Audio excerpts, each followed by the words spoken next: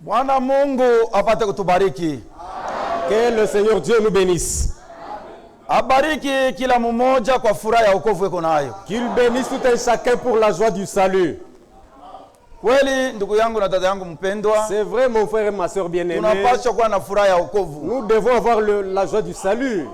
Hii dunia tunaikala aina yetu. Le monde où nous sommes n'est pas pour nous. Shetu kuna kwetu, Nous avons un chez nous, kule tutakwenda. là où nous irons. Kule hakuna mambo ya shikia shikia. Là, il n'y a pas de choses à écouter encore. Kule hakuna mambo ya magonjwa. Là, il n'y a pas de maladie. Kule hakuna mambo ya morke. Là, il n'y a pas de morgue. Kule ni paka furaha ya milele. Là, c'est toujours la joie éternelle. Mina miletea masalamu ya banduku yenu. Je vous apporte les salutations de vos frères. Na miletea masalamu ya pasteur Kalele. Les salutations du pasteur Kalele. Wa assemblée ya kule ku De l'assemblée de Kasumbalesa. anasema utalamukia kanisa yote mjina la Yesu Kristo. M'a demandé de saluer l'église au nom de Jésus-Christ. Anamulamukia na mchungaji Bate. Et en particulier, saluer le pasteur mchungaji Bate Bate. kwa pekee. Mungu akubariki sana. Que Dieu te bénisse. Mimi nilipata tena telefone ya mzee Mato. J'ai reçu le coup de téléphone de l'ancien Mato.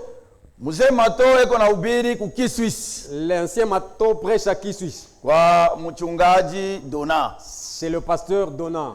Alisema utalamukia kanisa yote mjina la Yesu Il Kristo. m'a dit de saluer toute l'église au nom de Jésus-Christ. Anamulamukia pasteur Bate, anamulamukia na pasteur Kabange Numbi. En particulier, saluer le pasteur Baté et le pasteur Kabange Numbi.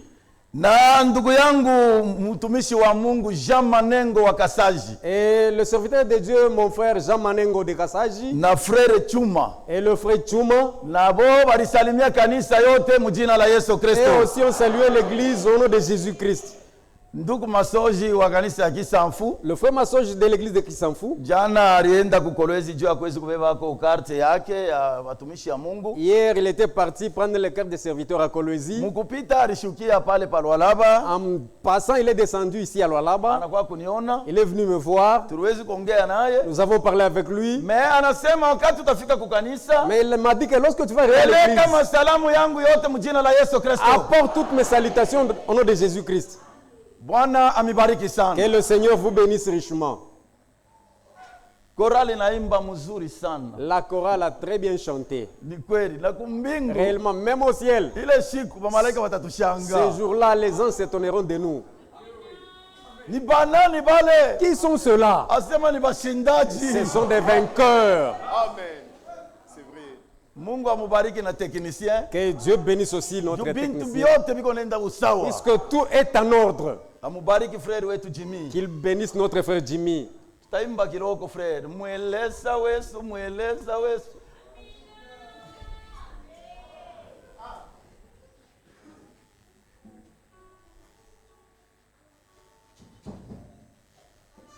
Kanisa Mungu na furaha. Avez-vous la joie, église? Mungu amibariki Que sana. Dieu vous bénisse.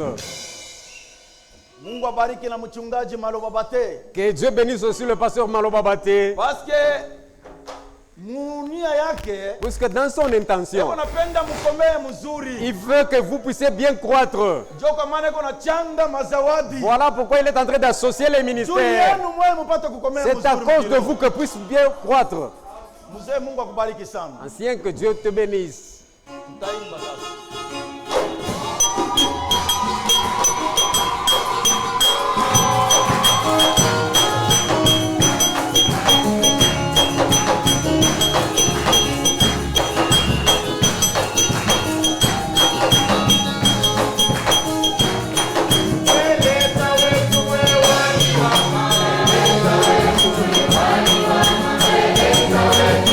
Wali wa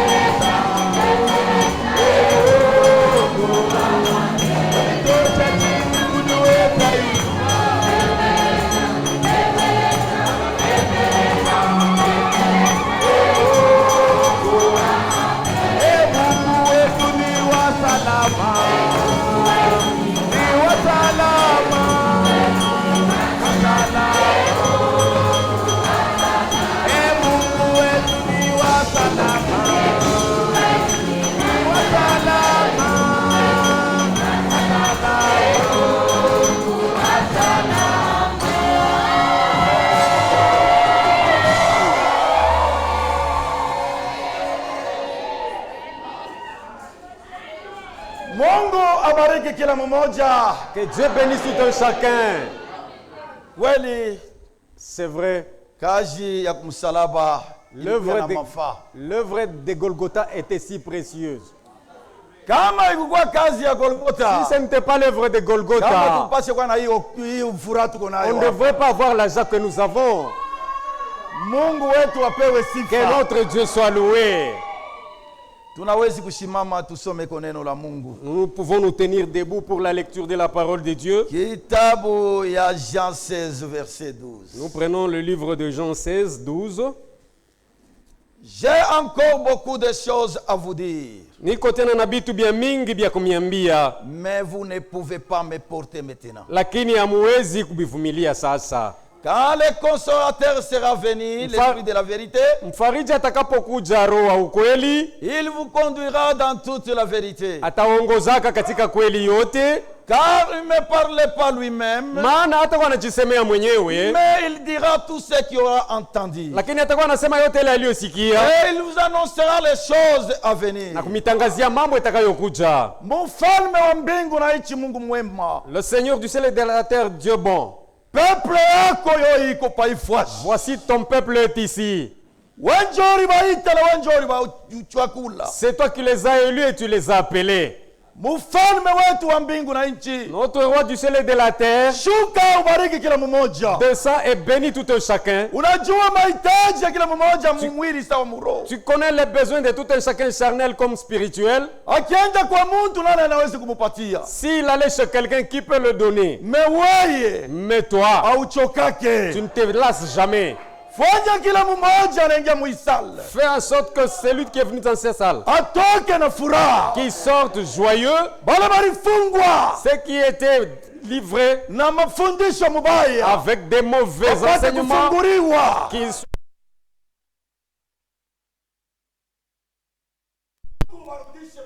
Dieu ramène-le dans les Écritures.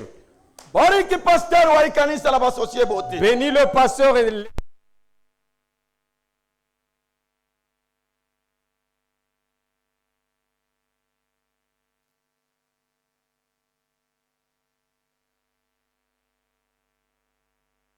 puisque nous espérons en toi, notre Dieu. Sema siwezi ku-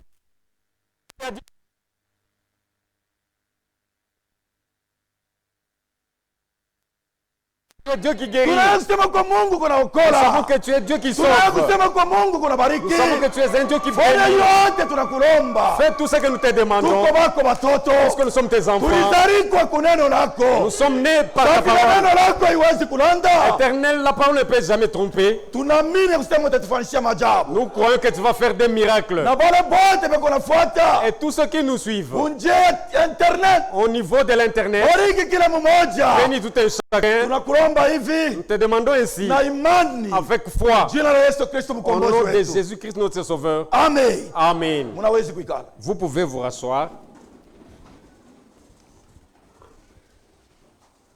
Deuxième verset, Andiko ya pili, deuxième Corinthiens 11. barua ya pili kwa Korinto sura 11. Verset 1. Mstari wa kwanza. Or, si vous pouvez me supporter de ma part un peu de folie, Oh, mungeliweza kuvumilia kwa upande wangu bazimu kidogo, mais vous me supportez. lakini nivumilieni.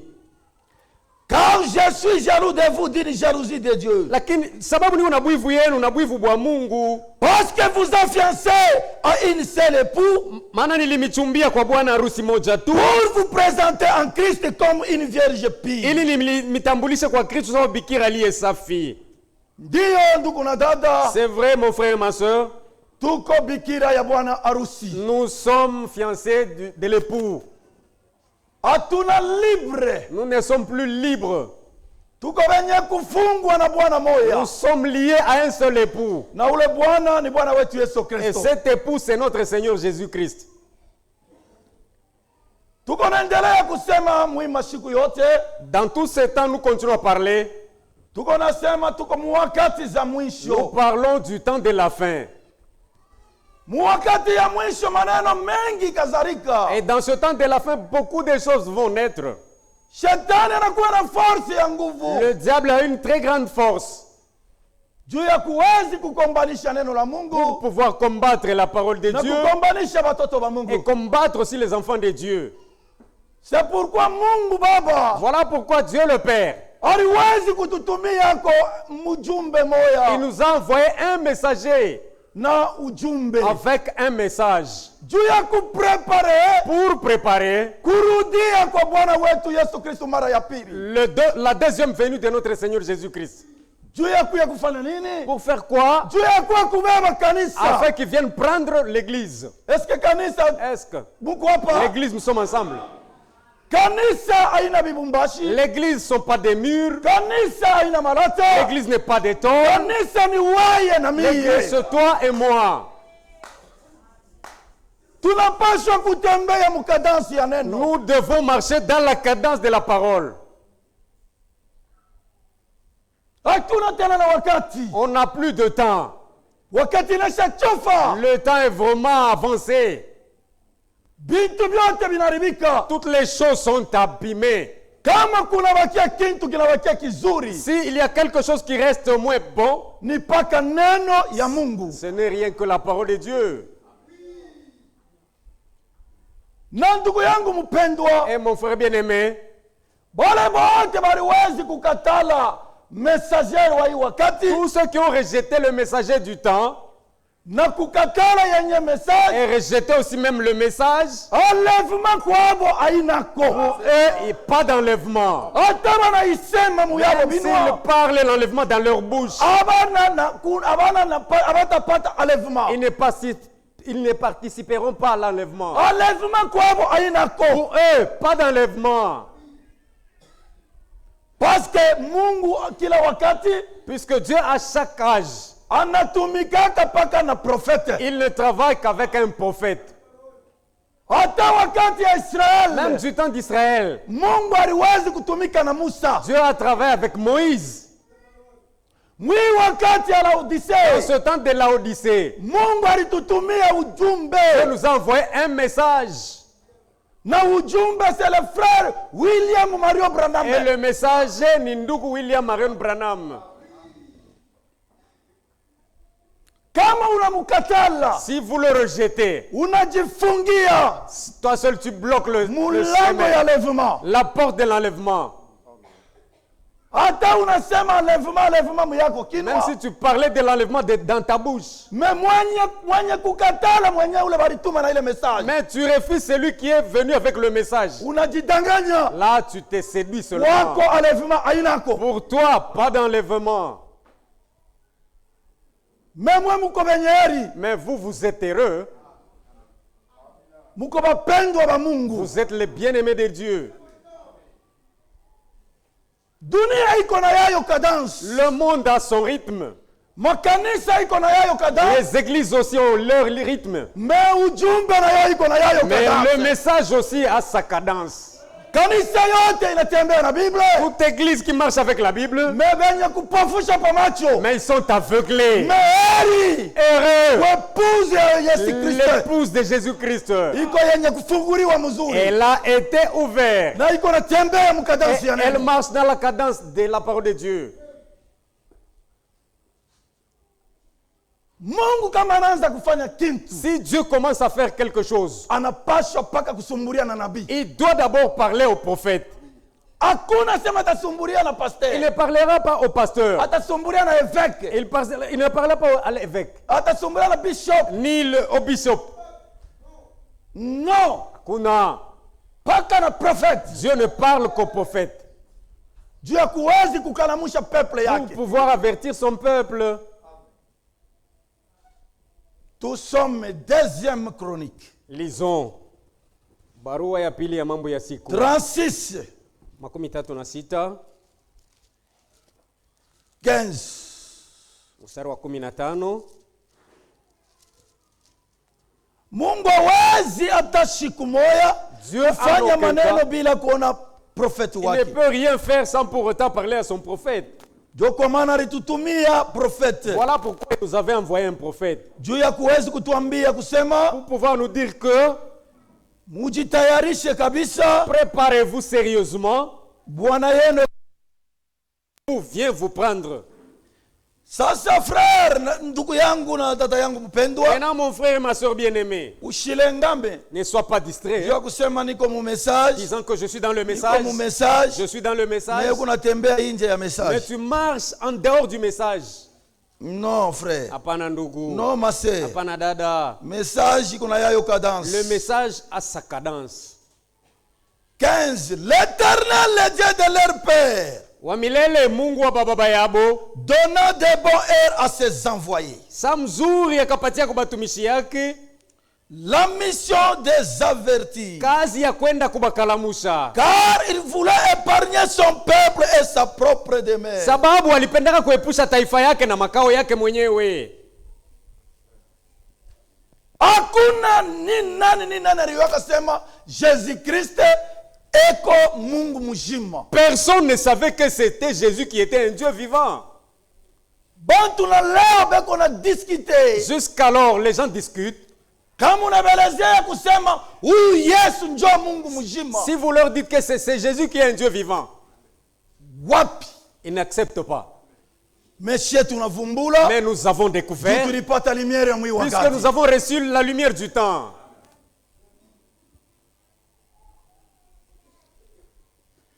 Na wale batumwa Et ces envoyés-là, ni batumishi aba muku naona hapa. ce sont les serviteurs que vous voyez ici. Neno yote iko nahubiriwa. Toute parole qui est prêchée, Kama ndugu yangu na dada yangu si mon frère et ma soeur, aulokotake pata neno moya juu ya maisha yako, vous ne tirez même pas ce qui concerne ta vie. yuwa kusema unabiamini mubaya. Tu dois savoir que tu as mal cru. Neno yote inahubiriwaka hapa Toute parole qui est prêchée ici inapaswa paka kutushe ku maisha yako doit toucher ton cœur, même ta vie. juu ya preparation mzuri. Pour la bonne préparation. Me kama wako natoka tu lwako sa Mais mutakatifu, si toi tu sors d'ici comme un saint, c'est bien, ni mzuri. mais siku moya Mais un jour, utaregrete. tu vas le regretter.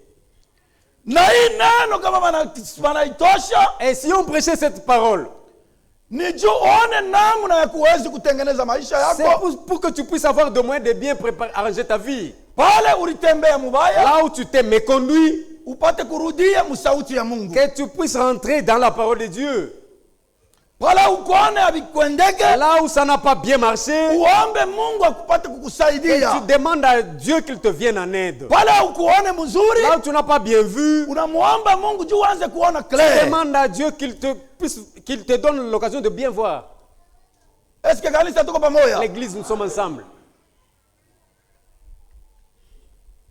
Mubyote tuko nafanya chini ya hii jua. Dans tout ce que nous faisons sous ce soleil, Il faut kuangalia neno la Mungu iko wapi. nous devons chercher où est la parole de Dieu dans ce que je fais.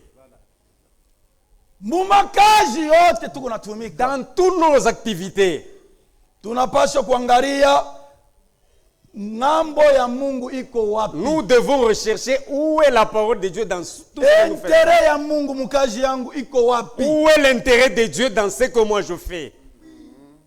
Tunawezi kusema Nous pouvons dire,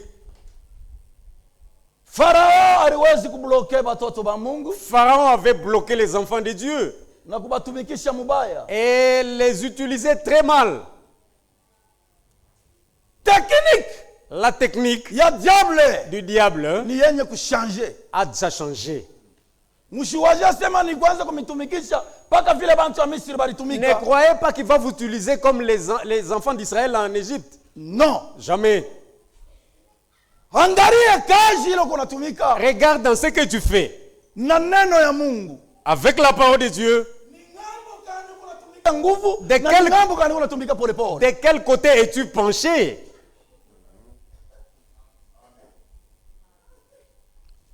Kama unatumika kazi Si vous faites quelque chose unapata makuta et vous avez de l'argent, ni mzuri fe. c'est bon, frère. Unauza nyumba Vous payez une maison. sio kulala mo. C'est pour y dormir, non? Unafanya bien. Vous avez bien fait. Mais ni ya mwili. Mais ça, c'est charnel. Unatumika. Vous travaillez. Unauza motoka. Vous payez un véhicule. Unafanya bien. Vous avez bien agi. Itatusaidia. Ça va nous aider aussi. Itatusaidia. Ça va t'aider aussi. Mais ni ya mwili. Mais ça, c'est charnel. unatumika, Vous travaillez fort. unapata makuta ya mingi, Vous avez beaucoup d'argent. unaanza kwenda mshini, Vous commencez à aller en Chine. unaenda ku Dubai. Vous allez à Dubaï. Ni bien, C'est bon. ni vya mwili. Mais tout ça, c'est charnel. Biblia inasema La nini? Bible, que dit la Bible? Bintu vyote vya hii dunia Tout ce qui est dans ce monde vitapita, est passager. manyumba Les itapita, maisons vont passer. makuta L'argent itabakia, va rester. neno la Mungu litasimama Seule la milele. parole de Dieu se tiendra éternellement. Sasa verifie Maintenant, tu dois vérifier. bya Mungu biko wapi mubile kunatumika. Où sont les affaires de Dieu dans tes activités? Unaenda kushini kuza bintu lafa 2 mois. Tu vas payer tes marchandises en Chine 2 mois. Est-ce que Mungu naye alikwambia sema niko bien? Est-ce que Dieu t'a dit là où il est resté qu'il est bien? Unaingia mukazi, Tu entres dans ton travail. beko na kulipa makuta mzuri. On te paye bien. Unafanya 2 mois bila kuonekana kwa kanisa. Tu fais 2 mois sans pour autant venir à l'église. Hata unatowaka 10,000 dollars. Même si tu donnes la dîme de 10 000 Mungu dollars, asiona ile. Dieu ne voit pas sur Mungu la dîme. akaona ni imani Dieu mwako. voit la foi en toi. Ile ni yako ya mwili. Ce que tu fais, c'est pour toi, c'est pour la chair. Ya Mungu pale iko wapi? Où est l'affaire de Dieu là-bas? Wakati nashachofa. Le temps est vraiment Urudie kwa avancé. Bwana Yesu Le kukaribu. retour du Seigneur Jésus est imminent. Hata kwa kubeba kitu Il chochote. ne viendra prendre autre chose. Hata kwa kubeba ni neno Il vient lake. prendre sa parole. Na neno ni ile kwa ndani ya Et muntu. la parole, c'est ce qui est dans l'homme. C'est pourquoi Bible iko claire. Voilà pourquoi la Bible est claire. Cherchez l'éternel pendant qu'il se trouve. Mtafuteni wa milele wakati angali inaonekana. Est-ce que kanisa tuko Que pamoja? l'église, nous sommes ensemble. Invoquez-le tandis que qui est prêt. Umwite wakati yote ko tayari. Que le Messie abandonne sa voie. Mubaya aache njia Et l'homme yake. de l'iniquité se pense qu'il Na mtu retourne wa à maovu l'éternel. aache mawazo yake amrudilie wa milele. Haleluya. Mawazo ya muntu La pensée humaine haitambatana na mawazo ya Mungu. ne peut jamais s'emboîter à la pensée de Dieu. Kuona kwa muntu La vision de l'homme haina njoo kuona kwa n'est Mungu. pas la vision de Dieu. Mungu Dieu anapenda muntu aobeir neno. veut que tout le monde obéisse à sa parole. Kama mubile byote kunafanya Si dans tout ce que tu fais, unaisha kumupatia Mungu place ya tu as kwanza, déjà donné à Dieu la première place, uko mwenye heri, là tu es un bienheureux. uko mwenye heri. Là tu es un heureux.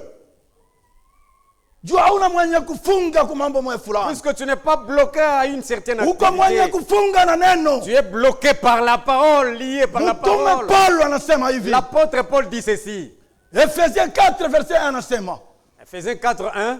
je vous exhorte donc moi les prisonniers dans le Niko Seigneur nimionya kumbe mie mfungwa ndani ya à Bwana. marcher d'une manière digne Mutembee mnamuna inastahili. de la vocation qui vous a été adressée. Mwito ile mulipewa. Ulipata mwito kani Sur frère? quelle vocation? Ulipata mwito kani Sur masee? quelle vocation ma soeur? Un prisonnier ekalake libre. Mfungwa n'a jamais été libre. Est-ce que ulisumbulia na directeur wa prison? Tu as parlé avec le directeur de la prison Waze kuzunguluka mumukini vile que tu unapenda? commences à sillonner dans ce village comme tu veux. Un prisonnier anekalaka paka mwenye kuikala mukasho. Mfungwa reste bloqué là-bas. Tuko benye kufungwa na neno la Nous Mungu. sommes liés par la parole de Dieu. Wakati wote tunatembea, Lorsque nous marchons, tunapaswa kuangalia neno la nous Mungu. devons vérifier la parole de Dieu. Inasema nini pa hii Qu'est-ce maneno? qu'elle nous dit? C'est ce que nous voulons faire. Kanisa tuko pamoja. Église, nous sommes ensemble. Bwana Mungu amebariki Que le sana. Seigneur Dieu vous bénisse. Wakati nashachofa Le frère. temps est vraiment avancé, bien-aimé. Tulipata nabii, Nous avons reçu un prophète, prophète majeur. le prophète majeur. Bila vyote Mungu aliwezi kumwambia sama prophecy. Tout ce que Dieu a dit au prophète comme prophétie, Vyote vinaweza kutimizika. tout c'est déjà accompli. Tuko naishi Nous vivons mu wakati wanatuongezea community. les temps de la prolongation. Haina wakati wa kuyumba Ce yumba. n'est plus le temps de jouer. Ni wakati wa kutafuta C'est le Mungu. temps de rechercher Dieu. Leo Israel, Aujourd'hui, Israël, mabintu vya kujenga navyo temple vyote tous vilishaenea. les ustensiles avec lesquels il peut bâtir le temple, c'est déjà complet. Kama wingari kulenga, Si tu es encore mimi distrait, nakwambia ndugu yangu je lamuka. te dis, réveille-toi, frère. Bintu vyote vya construction viko tayari. Tout ce qu'il fallait pour la construction est disposé. Kama unauza montre, Si tu payes une montre, ni juu ya kuangalilia kwa yeye. c'est pour vérifier l'heure. Kama unauza calendrier, Tu payes un calendrier, juu ya kuangalilia kwa mois. c'est pour regarder la Na date. calendrier ya Mkristo, Mais le calendrier chrétien, c'est Israël. c'est Israël. Kanisa ya Mungu, L'église de Dieu. mushimame debout. Tenez-vous debout et Mwangalie. regardez. Wokovu wenu sasa ni karibu. Votre salut est vraiment proche. Mtumishi soma Romains 13:11. Warumi 13 mstari wa 11. Haina wakati wa kuyumba Ce n'est yumba. plus le temps de jouer. Oh mon frère, Wa- tuliwezi kucheza, tuliwezi kufanya vyote. On a joué, on a fait tout. Hapa tuko namuriria Mungu. Là, nous demandons à Dieu qu'il nous Uitusaidie. vienne en aide. Tutembee vile wewe unapenda. Que nous nous conduisons comme tu veux. Romains 13:11. 11. Cela importe d'autant plus que vous savez en quel temps nous sommes. Na hii ni wakati wa kujua, ni wakati kani tuko. C'est l'heure de vous réveiller enfin du sommeil. Ni wakati wa kulamuka mubushingishi. Car maintenant le salut est plus près de nous Kwa maana wokovu wetu ni karibu que lorsque nous avons cru. kuliko wakati tulipoamini. La nuit est avancée, Mchana unaendelea sana, le jour approche. giza liendelea sana, mchana inakaribia. Dépouillons-nous donc des œuvres des ténèbres Tuvule matendo yote ya giza, et revêtons les armes de la lumière. tuvale matendo ya nuru, Marchons honnêtement tutembee vile inastahili, comme en plein jour, sawa mchana, loin des excès, de bali na l'ivrognerie, bulevi na mabitoko des luxures et de l'impudicité, na mausharati des querelles et des jalousies. na makokotano na matamamo mubaya, Mais revêtez-vous du Seigneur Jésus-Christ lakini tuvale Bwana wetu Yesu Kristo, et n'ayez pas soin de la chair na tusifikiri matama ya mwili pour en satisfaire ses convoitises. juu ya kuwezi kufikisha kutamania kufuatana na mwili.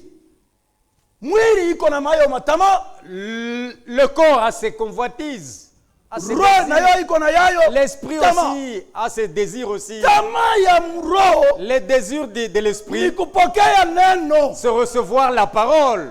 tamaa ya mwili Les désirs de la ni chair, kubechana mu maisha. c'est faire la compétition dans la vie. Ule mtuko anavala nkochi, Se faire apporter un costume. nitavala ya kupita Moi, je yake. vais payer plus cher que lui. Ule mtu anayenga Celui nyumba, qui a bâti la maison, nitayenga nyumba ya je kupita bâtirai yake. la mienne plus belle que la Jua matama ya mwili. C'est ça le désir de la chair.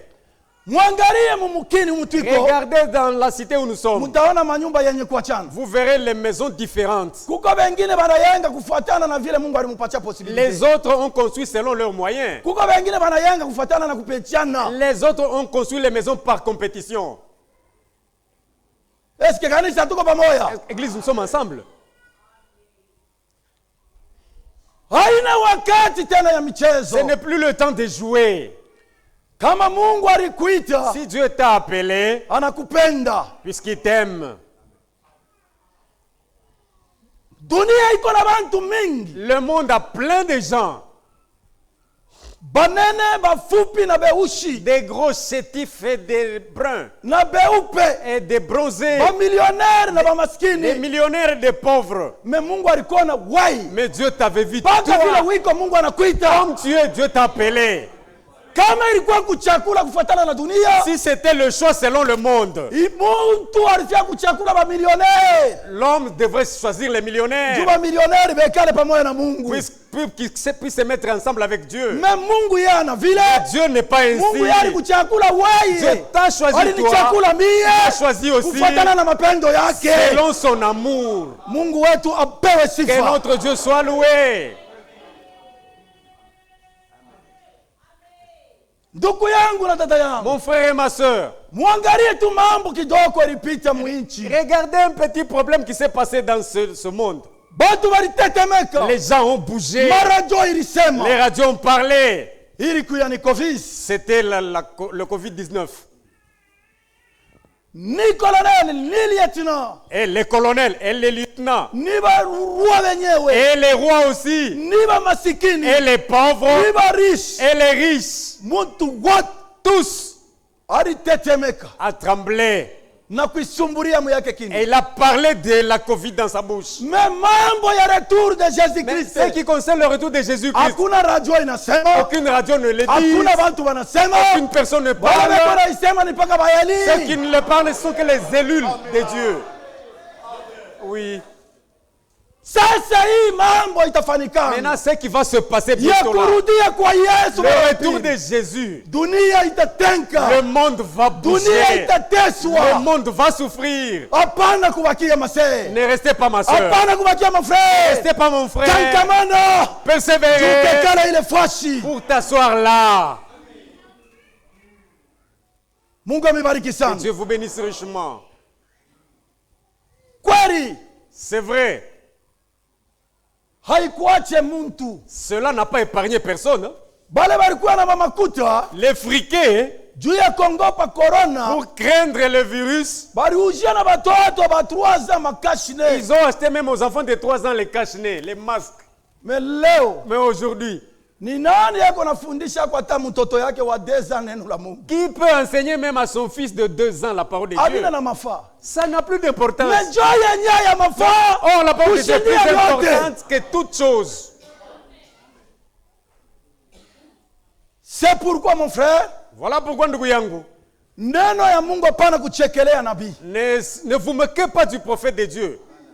Neno ya Mungu hapana kuleta kazarau. Ne vous moquez pas de la parole de Dieu. Pokelea neno ya Mungu vile inatolewa Recevez-la comme elle est donnée na uitumikie. et mettez-la en pratique. Itasaidia maisha yako, Ça aidera ta vie, itasaidia nyumba ça yako, aidera ta maison, na itaisaidia mwenendo ya et imani. ça va conduire même ta conduite, et ça va aider même ta conduite de la foi.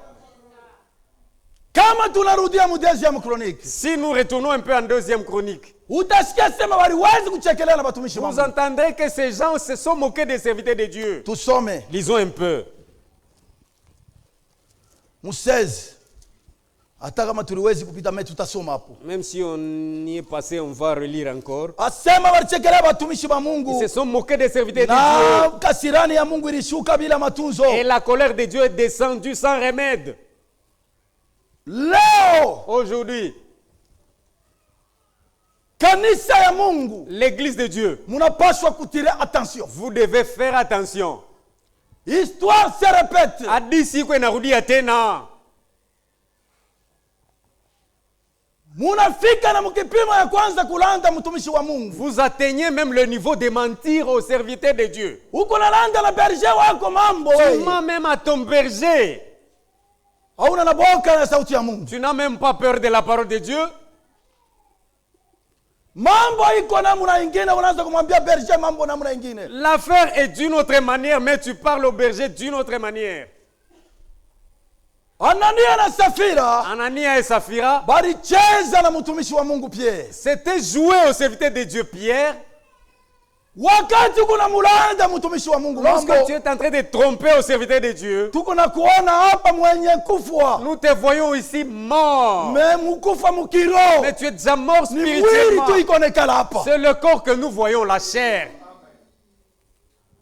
Wakati Mungu nafika Lorsque vous arrivez kukosa kutii neno la Mungu, à ne pas obéir à la parole de Dieu, munajikosea. vous vous causez du tort seul.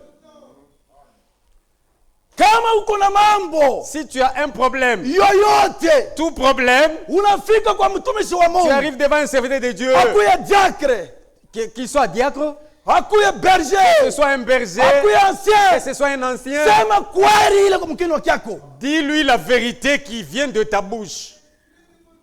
Kama unamulanda Si tu trompes, ni muntu sa weye, c'est un humain comme toi. haina malaika iko na Ce kuongoza, n'est pas un ange qui te conduit. me utajibebea laana we Mais mwenyewe. tu vas transporter ta propre malédiction.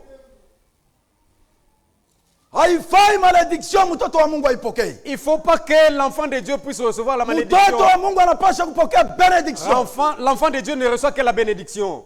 Mwe bote Vous tous munekalaka na ile michezo ya kulanda batumishi ba Mungu, qui avez ces jeux de tromper les serviteurs de Dieu, murudie mu mustari ya sauti ya Mungu, retournez dans la ligne de la parole de Dieu. mushimamisha ile michezo. Arrêtez ces blagues. Eske kanisa tuko Est-ce pamoja? l'église, nous sommes ensemble? 16. 16. Mais il s'est manqué des envoyés de Dieu. lakini bakabachekelea batumishi ya Mungu, Il s'éprisera ses paroles. bakazarau maneno yabo Et il se remena ses prophètes. na kuziaki banabii yake Jusqu'à ce que mpaka na pale la colère de l'Éternel contre son peuple devait sans remède. kasirani ya wamilele ilishuka chini ya taifa yake bila dawa. Est-ce que kanisa tuko Est-ce pamoja? que l'église, nous sommes ensemble? Attention, kubeba hukumu. Faites attention de transporter votre propre condamnation. Beba benediction munyumba yako. Prenez la bénédiction dans votre maison. Usizarau neno ya Mungu. Ne méprisez jamais la parole de Dieu. Kama wewe uione na mafaa, Si tu ne vois pas l'importance de la parole de Dieu, Mungu anaweza kuita mtumishi hata juu ya mtu mmoja Dieu mkanisa. peut amener ici un serviteur à cause d'une seule personne dans l'église. Est-ce que kanisa tuko pamoja? L'église, nous sommes ensemble. Alors l'Éternel fit monter contre eux les rois des Chandéens. Basi wa milele akabatumia mfalme wa Kaldea Et tua par l'épée les jeunes gens dans la maison de leur sanctuaire. na kuua kwa njia ya mupanga vijana mwekalu yabo. Il n'épargna ni les jeunes hommes, Akuepusha wala kijana ni les jeunes filles, wala ni binti les vieillards, wala ni mzee l'homme aux cheveux blancs. wala mtu wa nyele Il nyeupe. livra tout entre ses mains. Alibatoa bote mu mikono yake mle mfalme.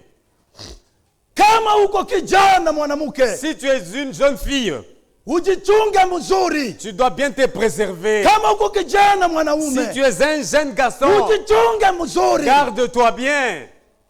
Mungu asiangalie bujana. Dieu ne regarde pas la jeunesse. Mungu ako anaangalia neno ndani mwako. Dieu regarde à sa parole qui est en toi. Oui frère. Ndiyo ndugu. Oui ma sœur. Ndiyo dada. Ujichunge mkadansi ya Tu neno. dois bien te garder dans la cadence de la parole. Na wewe uko na nywele mweupe. Et toi qui as les cheveux blancs, Mwi wakati ya mwisho. dans ce temps de la fin, Rudia kuneno ya Mungu. retourne dans la parole de Dieu. Hapana mambo ya kufanya busese na bankana. Ne fais pas des blagues avec des petits-fils. No. Non. Kurudia kwa Yesu ni karibu. Le retour de Jésus est imminent. Wafundishe masauti ya Mungu. Enseigne aux petits-fils la parole de Dieu. Wamuyue Mungu ni Qu'ils nani. connaissent qui est Dieu. Na ni mambo gani nafia Et kufanikana. qu'est-ce qui va se passer bientôt là? Est-ce que kanisa tuko Est-ce que pamoja? l'église, nous sommes ensemble. Kweli mon frère, kweli ma sœur. C'est vrai mon frère, c'est vrai ma Tuko soeur. kumwisho ya wakati. Nous sommes déjà à la fin du temps. Bintu vyote vinaribika. Chose est détruite. Paka neno njo inabakia muusafi hayo. Rien que la parole est restée dans sa pureté. Première Pierre 4. Barua ya kwanza Petro sura 4. Soma ndugu yangu mstari wa 7. Pierre 1 Pierre 4, 7. anasema nini mtume Pierre? L'apôtre Pierre dit ceci. La fin de toutes choses est proche. Mwisho ya kila kintu kyote nakaribia. Soyez donc sages et sobres Mukuye na hekima na ukaramushi. pour vaquer à la prière. Juu ya kuwezi kukankamana mu malombi. Avant tout, Mbele ya yote. ayez les uns pour les autres une ardente charité, Mukuye mwingine na mwenzake na mapendo. car la charité couvre une multitude de péchés. Kwa maana umoja unafinika bwingi bwa zambi. Exercez l'hospitalité Mwendeleshe mambo ya kupokeleana les uns envers les autres. mwingine kwa mwenzake. Haleluya! Amen. Mwi wakati tuiko, Dans ce temps où nous sommes, tubambane mkono kwa mkono. tenons-nous la main dans la main. Umoja inafanya nguvu. L'unité fait la force. Niko na milomba watumishi wa Mungu. Je vous demande aux serviteurs de Dieu, Tunapaswa kubakia nous mumoja. devons rester unis. Maneno ya kufanya magrupe. Le problème des groupes là, Kwanza kukritike mtumishi wa Mungu. commencez à critiquer le serviteur de Dieu, Kukritike pasteur wa kanisa. critiquer le pasteur de l'église, Kukritike wazee wa kanisa. mépriser les anciens de l'église. Kujipatia maneno. C'est apporter des problèmes. Hein? Mungu yabana kubadilika munamna yake ya kushanja kutenda. De la manière d'agir, Dieu n'a jamais changé. Mukumbuke Souvenez-vous. maneno ya Kore na Datan. Ce qui s'est passé avec Corée et Dathan. Munekala makunji juu ya kusema ordre iko etablir Vous mkanisa. faites des groupes pour dire que l'ordre est établi Uko nani weye? Qui es-tu d'abord, toi? Respecte mtumishi wa Mungu. Respectez le serviteur de Dieu Upate kubarikiwa. pour être béni. Mwache mambo ya makunji nkunji. Cessez des sectes, des Wala petits kusema groupes, sema. ou des parler du n'importe maneno quoi. yasipo na mafaa. Les choses qui n'ont même pas d'importance. Tushimamishe ile maneno. Arrêtons tout cela. Tuangalie Jésus yako kumulango yako nakuja. Regardons, Jésus est à la porte, il vient. Est-ce que kanisa tuko Est-ce pamoja? qu'Église, nous sommes ensemble? Tutasoma Luc 21:34. Nous lisons dans Luc 21, 34. Soma mpendo wa Mungu. Luc 21, 34. Prenez garde à vous-même, Mukalamuke mwe benyewe. des craintes que vos cœurs ne s'appesantissent par les excès du manger et du boire. Naboka juma roho yenu isikuwe yenye kubeba na miziko ya masusi ya maisha na kunywa. Et par les soucis de la vie, Masusi ya maisha. et que ce jour ne vienne sur vous à l'improviste. Juu ile siku isikuye kwenu mshituko. Car il viendra comme un filet sur tous ceux qui habitent sur la face de toute la terre. Kwa maana atakuya sawa makila kubale bote beko naishi pa bulongo. Veillez donc Mukeshi et priez en tout temps, na muombe kila wakati. afin que vous ayez la force d'échapper à toutes ces choses qui arrivent. Haleluya. Amen. Juu mupate kuya na nguvu ya kuepuka kubila bintu vyote vitakuya. Kuna kuya tari. Et il vient danger. Unabeba neno la Mungu kumikono hivi? Tu prends la parole de Dieu à la légère. No. Hapana. Weka neno la Mungu ndani muro. Placez la parole de Dieu dans votre esprit. Wakati bintu vibaya vitafika, Lorsque ces mauvaises choses viendront, neno la Mungu jua c'est la itakusaidia. parole de Dieu qui vous aidera. Tuko wakati mubaya. Nous sommes à un mauvais temps. Mule bantu banapindula bintu. Là où les gens ont changé des choses. Bizuri Les biens, banabita ils bibaya. les appellent mauvais. Bibaya Les mauvais, banasema ils bizuri. les appellent bien. Mais eri, Mais heureux, heureux ku épouse ya Jésus Christ. à l'épouse de Jésus-Christ. Na ile épouse Et cette épouse inapatikana mwi se ensemble kwa. retrouve dans cette assemblée ici. Mungu amebariki Que sana. Dieu vous bénisse richement. Jumwaye munayua kila kintu kyote. Car vous connaissez toutes choses. Kibaya munayua sema hiki ni Ce kibaya. qui est méchant, vous connaissez comme méchant. Kama bantu waliyua, Les gens connaissaient. abakuwezi kwanza kutembea kwa shipo manguo. Ils ne devraient pas marcher nus. Beko naingia mu makanisa na makola. Ils entrent dans des églises avec des collants. Abajue neno. C'est puisqu'ils ne connaissent pas la Ah, bah, parole. Mungu na Mungu Ils ne mwenyewe. connaissent même pas Dieu. Mungu ni wa ordre. Dieu est un Dieu d'ordre. Na mtu wote mwenye kuya na Mungu Et tout celui qui a Dieu anapaswa kuwa na ordre ndani ya maisha yake. doit avoir de l'ordre dans sa vie. Kama unawezi kuvala kola, Comment tu peux t'habiller en collant uko natembea nayo mubantu et tu marches avec en plein na jour? unaingia nayo mukanisa ya Tu batakatifu, entres même avec dans l'église des saints. ndani yako hamuna hata condamnation. Est-ce qu'en toi, il n'y a pas de condamnation? Oui, haiwezi kuyamo Dio, la condamnation ne peut parce que pas y être. hawajue Mungu Puisque tu n'as pas encore connu Dieu. na Mungu mwenyewe ana ndani Et mwabo. Dieu même n'est pas en toi. Makanisa inapika mikono, Les églises acclament. tunapata bamemba. Nous avons des membres. Bamemba kani bale munapata? Quelle sorte de membres Wale beko avez-vous? napombanea na manyumba, Ceux qui dérobent les maisons des autres? wale beko naenda kuviole watoto wa Ceux qui sont en watu. train de violer les enfants d'autrui? No, Pana. bamemba Et bazuri ni véritablement, wale beko natembea kufuatana na makriteri ya sont ceux neno. qui se conduisent selon les Écritures et la parole. Kanisa tuko pamoja. Église, nous sommes ensemble. Mungu amebariki Que sana. Dieu vous bénisse richement. C'est pourquoi Mungu anasema Voilà pourquoi Dieu dit, niko na mambo na bantu wa hii dunia. j'ai un problème, une plainte avec ces gens du monde. Oui, kuko problem. Dio, il y a un problème Itababamba. qui va atteindre ces gens. Muntu wote Tout celui mwenye kukatala neno la Mungu, qui rejette la parole de Dieu ile maneno itamupata. sera atteint par cette affaire. Osée 4 verset 1. Hosea sura 4 mstari wa kwanza. Itabapata frère. Ça va les atteindre tous. Utaongopa nini wewe? Itakupata. Ça va t'atteindre. Qu'est-ce que tu peux craindre? Kama unataka kuongopa ni hapa, amini Mungu mukweli. Si tu veux bien craindre, c'est ici, crois un véritable Dieu. Osée 4 verset 1. Hosea 4 mstari wa kwanza. Osée 4 verset 1.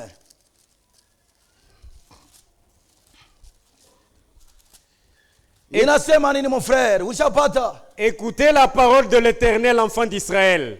musikie neno la Mungu batoto ya Israeli. Car l'Éternel a un procès avec les habitants du pays. Kwa maana Mungu eko na mambo na bantu wa inchi. Parce qu'il n'y a point de vérité, Abana na ukweli, point de miséricorde, abana tena na buluma, point de connaissance de Dieu dans le pays. abana na ufahamu ya Mungu, ya neno la Mungu mu inchi. Il n'y a que parjure et mensonge, Beko na lapa bongo, assassinat, kuwana, vol et adultère. Haleluya. Kuwana, L'assassinat, usharati, l'adultère na bwivi. et le vol aussi. Bushiku bwa leo, La nuit d'aujourd'hui, petit frère wangu anatoka Lubumbashi. mon petit frère est venu de Lumbashi. Jana anakuwa kunyangaria. C'était hier, il est venu me visiter. Anafika muma 20h moins. Arrivé 20h moins, Mais kufika 1h du à matin, 1h du matin, bandi banamwingilia munyumba kupomola milango les yote. bandits ont détruit toutes les portes de sa maison. Leo. Aujourd'hui, Hata hapa niko nameambia shikulale. même au moment où je vous parle, je n'ai pas passé nuit. Hein. Kubeba masasi kupika mtoto la ringia mu plafond. Ils ont même fusillé l'enfant qui est entré dans le plafond. Ai mubambe. Ça n'a pas touché à l'enfant. Mtoto Les balles. anakimbia mule mu plafond. L'enfant fouillé dans le Anaenda plafond. kushukia mshambre ya mama yake.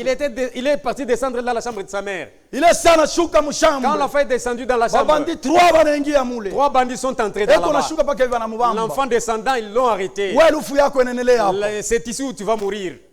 Semeki yangu anaanza kulia. Mon beau-frère commençait à pleurer. Munyachie mtoto. Laissez mon enfant. Anaiba telefone anaita bwana. Il a pris son téléphone, il a appelé le mari. Tunaikala tu unasikia vile konalia. Nous avons entendu comment est-ce que la belle-sœur pleurait. Kubeba makuta ile ilikuwa msakoshi kupapatia.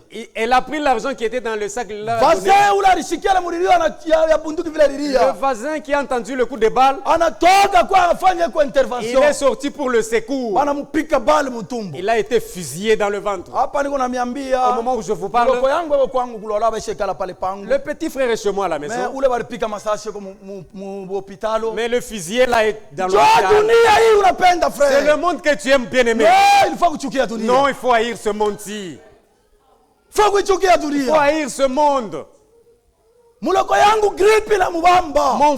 Mon petit frère était atteint de la grippe. Tulianza kusumbulia na mimi nasikia anaanza kufanya mtu Je akikunguma. parlais avec lui, j'ai entendu il commençait à bégayer. Sasa nifanye je? Qu'est-ce que j'avais fait? Mimi nasema acha Mungu yeye mwenyewe anayua. J'ai dit, sois calme, Dieu connaît.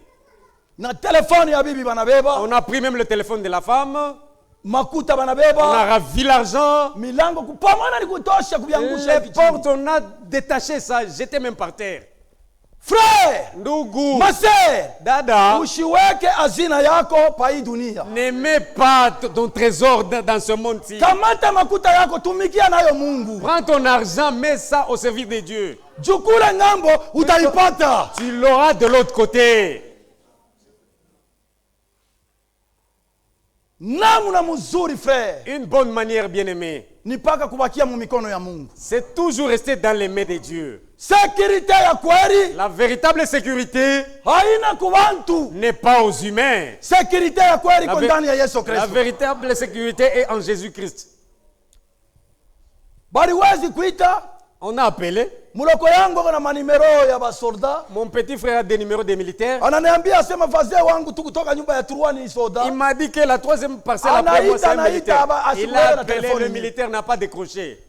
Ba militaire banakuwa kutokelea ni mu 3h. C'est à 3 heures du matin que les militaires ont apparu. Njoo kulokota na ule balipika masashi kwenda naye. Ils ont même ramassé le fusilier là, ils sont partis avec. Njoo pa hii dunia wewe unapenda. C'est le monde que tu aimes.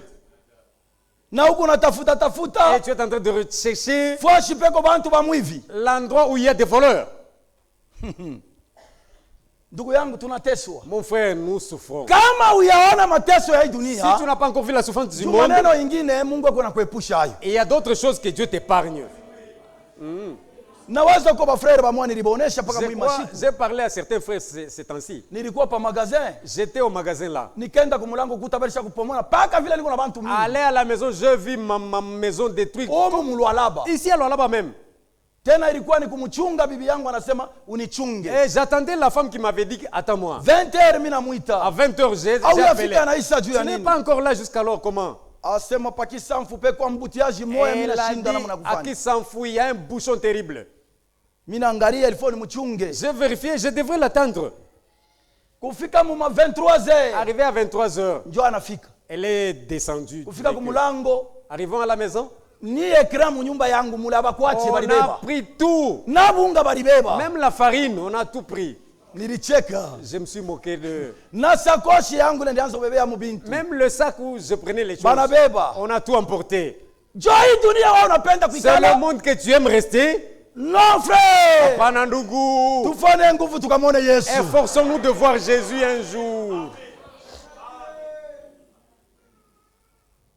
Tusome kitabu ya Mungu. Lisons la Bible. 2 Timothée. Barua ya pili kwa Timotheo. Mstari ya 3 kuanzia pa 1.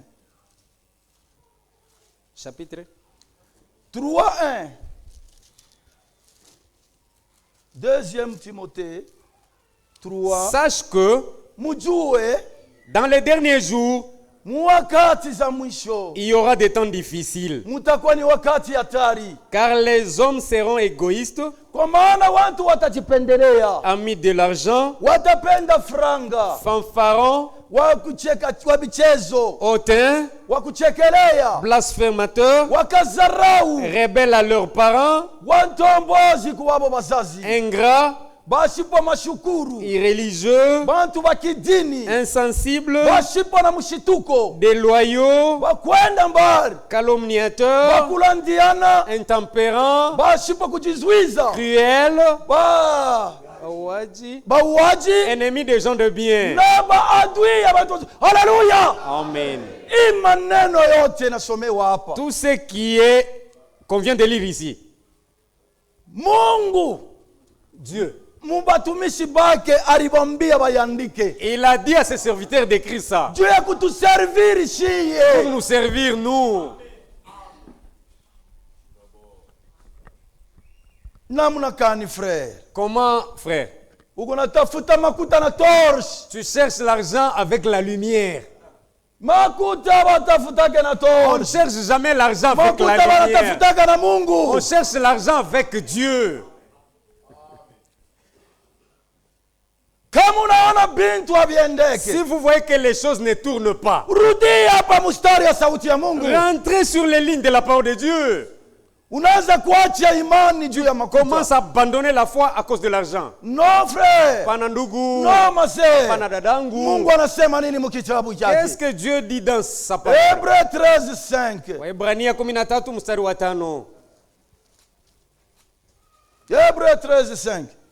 Ne vous livrez pas à l'amour de l'argent. Musijitowe kwa mapendo ya franga. Contentez-vous de ce que vous avez. Mufurahiwe na ile muko nayo. Car Dieu lui-même a dit, Mungu yeye mwenyewe alisema, je ne te délaisserai point sitakuacha hapana. et je ne t'abandonnerai Na point. sitakutupa hapana. C'est donc avec assurance que Na hakikisho yote nous pouvons dire, tunawezi kusema, le Seigneur est mon aide, Bwana ni wa kunisaidia. je ne craindrai rien. Sitangopa kitu. Haleluya. Amen. Oui frère. Ndio ndugu, Oui ndio mase. dadangu, Mungu hawezi kukwacha. Dieu ne peut jamais te délaisser.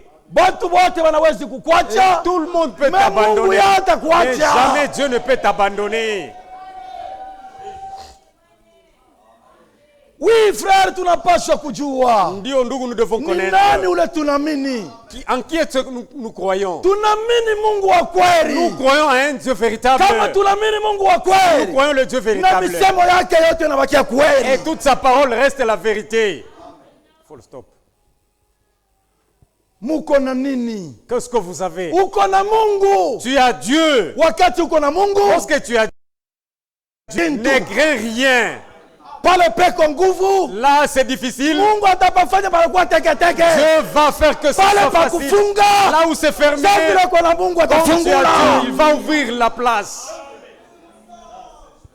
Mungu atubariki Que sana. Dieu nous bénisse richement. Tutasoma kitabu ingine ya 1 Timothée 4. Nous lisons dans 1 Timothée 4, Wapendwa, Bien-aimés, tuko wenye kupendwa na Mungu. nous sommes aimés de Dieu. Ndio kenye Mungu alitutosea mu C'est dunia pourquoi Dieu nous a tirés du monde kwa kuituleta ndani ya royaume pour nous yake ramener dans son royaume na kutuambia namna gani tunawezi et kutembea nous montrer comment est-ce que nous devons na nous ni vitu conduire gani vinawezi et kuitupata. qu'est-ce qui peut nous trouver. Mungu amibariki Que sana. Dieu vous bénisse. Soma ndugu mpendwa. 4. 4:1. Mais l'Esprit dit expressement que Lakini roho iko nasema waziwazi kusema dans le dernier temps, wakati ya kumwisho. quelques-uns abandonneront la foi. Munaona, Vous avez vu, unaenda kwa mashamba 4 mois, vous allez au champ 4 mois là-bas. unaenda kuza bintu mushini 6 Vous mois, allez acheter les marchandises en Chine 6 mois. bashinoa banakubloke 3 Les mois. Chinois te bloquent au travail 3 mois. We mwenyewe sikia maneno yako, Écoutez celle-ci qui te concerne. aina mimi nasema, C'est moi, pas moi qui dis. endelesha frère. Quelques-uns abandonneront la foi Bantu bamingi batajitenga na imani pour s'attacher à des esprits séducteurs juu ya kufuata maroho ya et à utongozaji des doctrines des démons. na mifano madoktrine ya mashetani Par l'hypocrisie des faux docteurs, na kwa ujanja wa mwalimu wa bongo portant la marque de la flétrissure dans na leur kubeba propre kwa conscience, misemo moya ya ujanja prescrivant de ne pas se marier. na kusema mwishowe, achia pale frere. Ndugu yangu mpendwa, Mon frère bien-aimé, niko na milomba, je vous demande, mushiteke mashikio yenu kumuntu wowote. ne prêtez pas votre oreille à n'importe qui. Kila mtumishi wote anapaswa kuwa na nyumba yake. Chaque serviteur doit avoir la maison où il reste. Akuikalake mtumishi ambilane kalake Il n'y a ko jamais eu de serviteur de Dieu ambulant washipo nyumba qui n'a pas d'église, akuyue wapi eko naomba Mungu. là où il prie son Dieu. Njo wewe anakushimamisha mubalabala Et une telle personne t'arrête en cours de route wala anakufuata pa yako nyumba, ou il vient te voir chez toi à la maison, anaanza kukuambia neno ya il Mungu. commence à te parler de la parole de Dieu. Mui wakati ni wakati wa kutiria attention. Dans ce temps, c'est le temps de tirer attention. Na ni neno kani Et atakuletea? c'est quelle sorte de parole qu'il peut t'apporter? Atakuletea mbele mazarau ya watumishi bako. D'abord, il t'apportera les méprises de tes serviteurs. Atakuletea maereri ya watumishi benu. Il va t'apporter beaucoup d'erreurs de tes serviteurs. Oui frère, oui ma sœur. Beaucoup dada. Bale beko netuongoza hapa ina ba malaika ni Ceux qui nous bantu. conduisent ici ne sont pas des anges. Wanaweza Ils kuwapaka na maereri. peuvent aussi avoir des erreurs. Mbe ile ereri ina njoo huko niambie Mais hiyo. ce n'est pas à toi de venir me dire l'erreur de mon serviteur. Mwepuke kuteka mashikio kumuntu yoyote. Évitez de prêter votre oreille à n'importe qui. Imani inaingiaka mu mashikio. La foi entre par l'oreille. Séduction nayo inaingiliaka paka mu La mashikio. séduction aussi passe par l'oreille toujours. Bakia hapa wiko. Reste là où tu es. Fuata neno yote inaletewa kwa mchungaji. Écoute tout ce que ton pasteur te dit. Misiseme juu ya kuwezi kusema niko nafurahisha mchungaji. Je ne le dis pas pour le flatter. Niko Hein. nasema neno ya kweli. Je parle de la vérité de la parole de Dieu. Bantu wanapenda kufungula matunisa. Les gens aiment beaucoup ouvrir des églises. Abana na susi ya manafsi ya bantu. Ils n'ont même pas le souci des âmes des gens. Juu ya kutafuta mapato. Là, c'est pour chercher seulement Kama l'argent. unatafuta Si tu as mapato. besoin de l'argent, Hapana kutafuta mupeple ya Mungu. n'allez pas le chercher dans le peuple de Dieu. Wenda ukatafuta biashara. Va chercher les marchandises Ujishe utapata franga. et tu vends, tu auras l'argent. Wenda ukarime Va mashamba. cultiver le champ, Utapata mashamba. tu auras l'argent. Hii ni peple ya Mungu. Ça, c'est le peuple de Dieu. Mungu alimwanga damu Dieu a yake versé son sang juu ya hii peple iko hapa. pour s'acquérir de ce peuple. Eske kanisa tuko Cette pamoja? église, nous sommes ensemble. Mungu amebariki Que sana. Dieu vous bénisse richement. Ni wakati ya mwisho. C'est le temps de la fin. Tunapaswa kusema kila kitu kyote Nous wazi. devons tout dire ouvertement.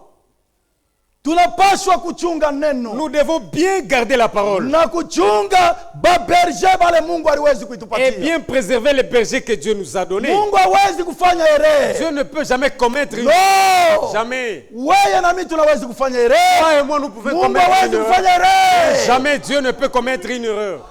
Kile Mungu anaweka C'est que Dieu place njo mpaka vile kiko. de la manière dont elle va rester. Est-ce que kanisa tuko pamoja? Église, nous sommes ensemble. Mungu amebariki Que sana. Dieu vous bénisse richement. Tuko mu wakati mubaya. Nous sommes dans un mauvais temps. Mui wakati Dans ce temps-ci, tunapaswa kujichunga kabisa nous kabisa. devons nous préserver Munamuna yetu ya kutembea. dans notre manière de marcher, Munamuna yetu ya kusema. dans notre langage, Munamuna yetu ya kujibu. dans nos réponses. Est-ce que kanisa tuko pamoja? Église, nous sommes ensemble. Oui frère, soma Jacques 1:19 anjia pale. Jacques 1, 19. Oui frère, soma maandiko. Sachez-le, Mujue mes frères bien-aimés, wandugu wapendwa. ainsi que tout homme soit prompt à écouter, Muntu wote anapasha kuya wepesi wa kusikia, lent à parler, pole pole kukusema. lent à se mettre en colère. Pole pole kukusema. Bengari banasema On est unajienflamme. encore en train de parler, toi tu t'enflammes. Frère, Ndugu, sikiliza neno. écoute un peu d'abord. Twende mpendo wa Mungu. Continuons avec la lecture. Car la colère de l'homme Kwa maana kasirani ya muntu n'accomplit pas la justice de Dieu. haitimize haki ya Mungu. C'est pourquoi, Njo kwa maana rejetant toute suire et tout excès de malice, mutupe yote buchafu na bujanja bote, recevez avec douceur mupokee na unyenyekevu la parole qui a été plantée en vous neno ile lipandwa ndani mwenu, et qui peut sauver vos âmes. inawezi kuokola manafsi yenu. Mettez en pratique la parole Mutumikie neno, et ne vous bornez pas à l'écouter mushibakirie tu mukusikia en vous trompant vous-même na kujilanda mwe par wenyewe de faux raisonnements. kwa mawazo yenu mubaya. Car Kwa maana si quelqu'un écoute la parole kama muntu anashikia neno et ne la met pas en pratique, ashitumikie, il est semblable à un homme anafanana na muntu qui se regarde dans un miroir son visage naturel anajiangalia murikalashi uso yake ya kizarikio, et qui, après s'être regardé, s'en va kisha kujiangalia vile anenda et oublie aussitôt anasabu vile quel il alikuya. était. Kanisa ya Mungu tuko pamoja. Sommes ensemble. Mushanze kubakia paka kukamata neno ya Mungu kusema banasema fulani. Ne restez pas seulement à jeter à l'autre qu'on a parlé Hii de neno lui. banasema fulani. La parole prêchée est pour l'autre. Neno kama Si inahubiriwa la parole de Dieu est prêchée, tunapaswa kuitumikia. nous devons la mettre en pratique. Wakati unakatala kutumikia Lorsque tu neno, refuses de mettre en pratique la parole de Dieu, si unakatala Mungu, c'est Dieu que tu as rejeté. Mungu njo neno. Dieu est la parole. Sasa wewe unakatala neno, Maintenant, toi, tu rejettes sa parole. ile itakusaidia ni nini? Qu'est-ce qui va t'aider encore une fois? Unakuwa rebel. Là, tu es devenu un rebelle. Na rebel wote anapataka haya. Et tout rebelle a toujours été confus. Rebel hakuna kitu cha kawaida kinaweza kumshindikisha. Pour un rebelle, rien de bon ne peut l'accompagner. C'est pourquoi watumishi ba Mungu, Voilà pourquoi, serviteur de Dieu, watoto ba Mungu, enfants de Dieu, tusijifanye tukuye ba rebel ku sauti ya ne nous Mungu. faisons pas rebelles à la parole de Dieu. Tunapaswa kubakia obéissant ku neno ya Nous devons Mungu. rester obéissants à toute la parole de Dieu. Esayi 30 Isaya makumi tatu. mstari ya kwanza. Malheur, dit l'Éternel aux enfants rebelles Ole wa milele anasema kwa watoto bantombozi. qui prennent des résolutions sans moi Bale biko na beba mipango bila miye. et qui font des alliances sans ma volonté Beko nafanya mangano bila mapenzi yangu. pour accumuler péché sur péché, Kongeza zambi yulu ya zambi ingine. qui descendent en Égypte sans me consulter Beko narudia mu Misri bila kuuliza hata Mungu. pour se réfugier sous la protection de Pharaon Kwenda kujifichika mu ukingo ya bantu ya Misri. et chercher un abri sous l'ombre de l'Égypte. Na kutafuta kifichami ama mumvuri ku bantu ya Misri. La protection de Pharaon sera pour vous une honte. Ukingo ya Misri itakuya kwenu. Haleluya. Amen. Bantu ya hii dunia frère. Les gens de ce monde, frère. Bantu ya hii dunia Les masee. gens de ce monde, ma soeur. Hata munaungana nabo burafiki. Même si vous vous unissez Paka en ami, watakutrair siku nous moja. trahirons un jour. Akuyakuyaka mupagano Il mzuri. n'y a jamais eu un bon païen. Mwachane na mapagano bote. Séparez-vous de tout païen. Amen. Mupagano yewote. Tout païen, Hata kusemeaka kizuri il hata. ne parlera jamais en bien contre vous. Mupagano yote. Tout païen, Hata sema paka vibaya. il ne parlera que de votre mal. Unaenda kufichama. Vous allez vous réfugier. Kubantu ya Misri. Chez les Égyptiens. Utapata haya. Là, tu seras confus. Kuya wazi ndani ya sauti ya Mungu. Sois ouvert, clair dans la parole de Dieu. Apocalypse 3:14 nasema hivi.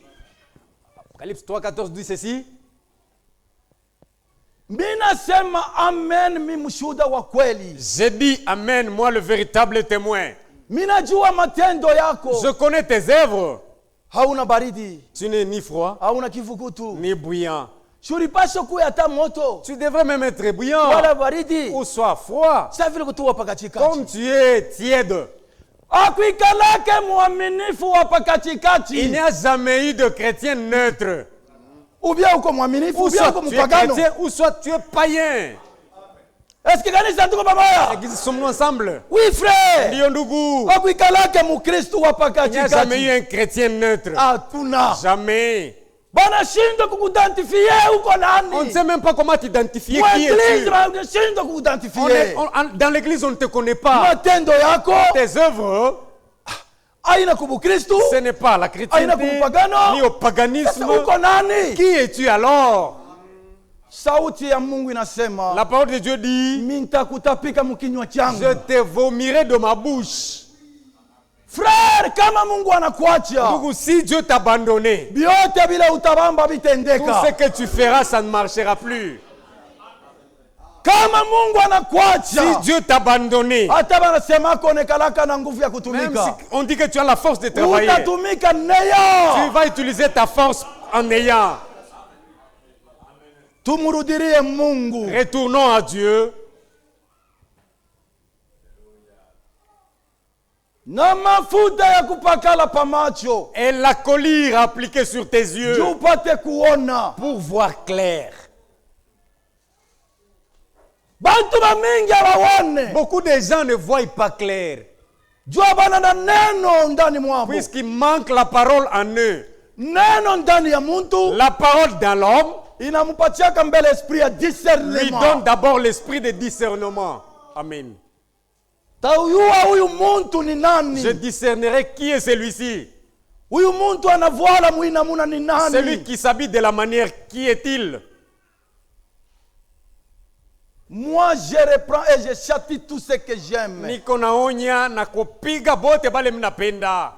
Mapiko ya Mungu haina kukua. La frappe de Dieu n'est pas là pour te tuer. Mapiko ya Mungu ni juu ya kukurudisha munjia. La punition de Dieu, c'est pour te ramener dans la voie. Kama Mungu anakupenda, Si Dieu t'aime, hawezi kukuacha utembee vile il ne unaona. peut pas t'abandonner, te laisser faire ce que tu veux. Anawezi kubloke maisha yako ya mwili. On ne peut pas bloquer ta vie charnelle. Turudie directement Il msauti peut ya la bloquer Mungu. pour que tu rentres directement dans sa parole. Tuko mwakati ya Nous mwisho. sommes au temps de la fin. Tunapaswa kubakia pa sauti ya Là, Mungu. nous devons rester sur la parole de Dieu. Mungu Dieu, asubuhi ya leo ce matin d'aujourd'hui, anapenda kila mmoja il veut que tout un chacun amubariki. qui le bénisse. Hii neno hivi mnaona, La parole dont vous voyez, kama unapokelea mzuri, si vous la recevez mieux, inekalaka na force ya benediction. elle a une force de bénédiction. Ile mademo yote ilianza kukuchezea. Tous les démons qui se jouaient de toi, Kunekalaka na mademo il ingine y a d'autres démons banaitunzaka kwa hospitali qui sont guéris à l'hôpital, sama malaria. comme la malaria, Mais kuko mademo ingine Mais il y a d'autres démons inalomba mpaka na parole. qui demandent la guérison de la parole de Dieu. Est-ce que kanisa tuko pamoja? Église, nous sommes ensemble. Mungu amebariki sana. Dieu vous bénisse richement. Munaona kitu kimoja bandugu yangu. Vous voyez une chose, bien-aimés. Mungu anasha kuitupenda. Dieu nous a aimés. Mshirudie kumkongo. Ne retournez jamais en arrière. Mungu wakati anabeba butumbu ya Pierre, Lorsque Jésus a pris la barque de Pierre, anatumika nayo. il l'a utilisée. Asiwezi kubakia na ndeni. Il ne pouvait pas rester avec la dette de Pierre. Sasa ile Pierre alifia kuregrete. Peut-être Pierre devrait regretter. Mais Riu asema Pierre. Mais le Seigneur savait que Eko Pierre natafuta kitu fulani. a besoin d'une telle chose. Pierre. Pierre Eko natafuta a samaki. besoin du poisson. Nimuripe. Je dois lui donner. Hapa mwiko. Ici où vous êtes, Mungu anayua kila mmoja kile eko Dieu natafuta. connaît le besoin de tout un chacun ici. Eko tayari ya Et il est kurepondre. disposé à te les donner. Acha roho yako wazi. Laisse seulement ton cœur ouvert. Anaangalia. Et le Seigneur a regardé. Pierre, Pierre, beba mtumbu wendo teke. prends ta pirogue, va encore jeter le. Aliwa kusa Pierre eko natafuta Le samaki. Seigneur savait que Pierre avait besoin du poisson. Pierre asema Bwana mimi siwezi kuteka bushiku mzima. Pierre a dit que c'est toute la nuit que j'ai essayé de Mishibambe. pêcher ici. Je n'ai rien attrapé. Beba mtumbu wendo tupe Le makila Seigneur lui a pale. dit, prends la pirogue, va jeter le filet là-bas. Bwana sa vile ni wewe unasema. Pierre a dit, Seigneur, comme c'est à ta parole. Pierre anati.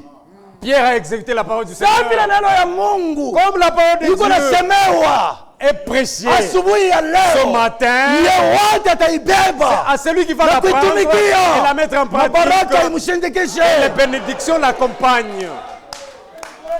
Pierre anateka. Pierre a jeté le filet Mkutosha makila. en essayant de ramener le filet. Samaki full. Le filet était plein de poissons, Parce que mwenye samaki ndio alisema. puisque c'est le créateur du poisson qui a dit. Mwenye hii bintu vyote viko pa Le dunia. créateur de tout Ndio ce qui eko est sur la nasema terre. asubuhi ya leo. C'est lui qui parle ce matin. Haleluya. Amen. Kweli. C'est vrai. Tusome mbele mshike wapendwa. Lisons un peu, vous allez. 1 Corinthiens Barua ya kwanza kuwa Korinto 15 15 58. makumi tano na mnane. Okay. Soma mpendwa. 1 Corinthiens 15 58. 58.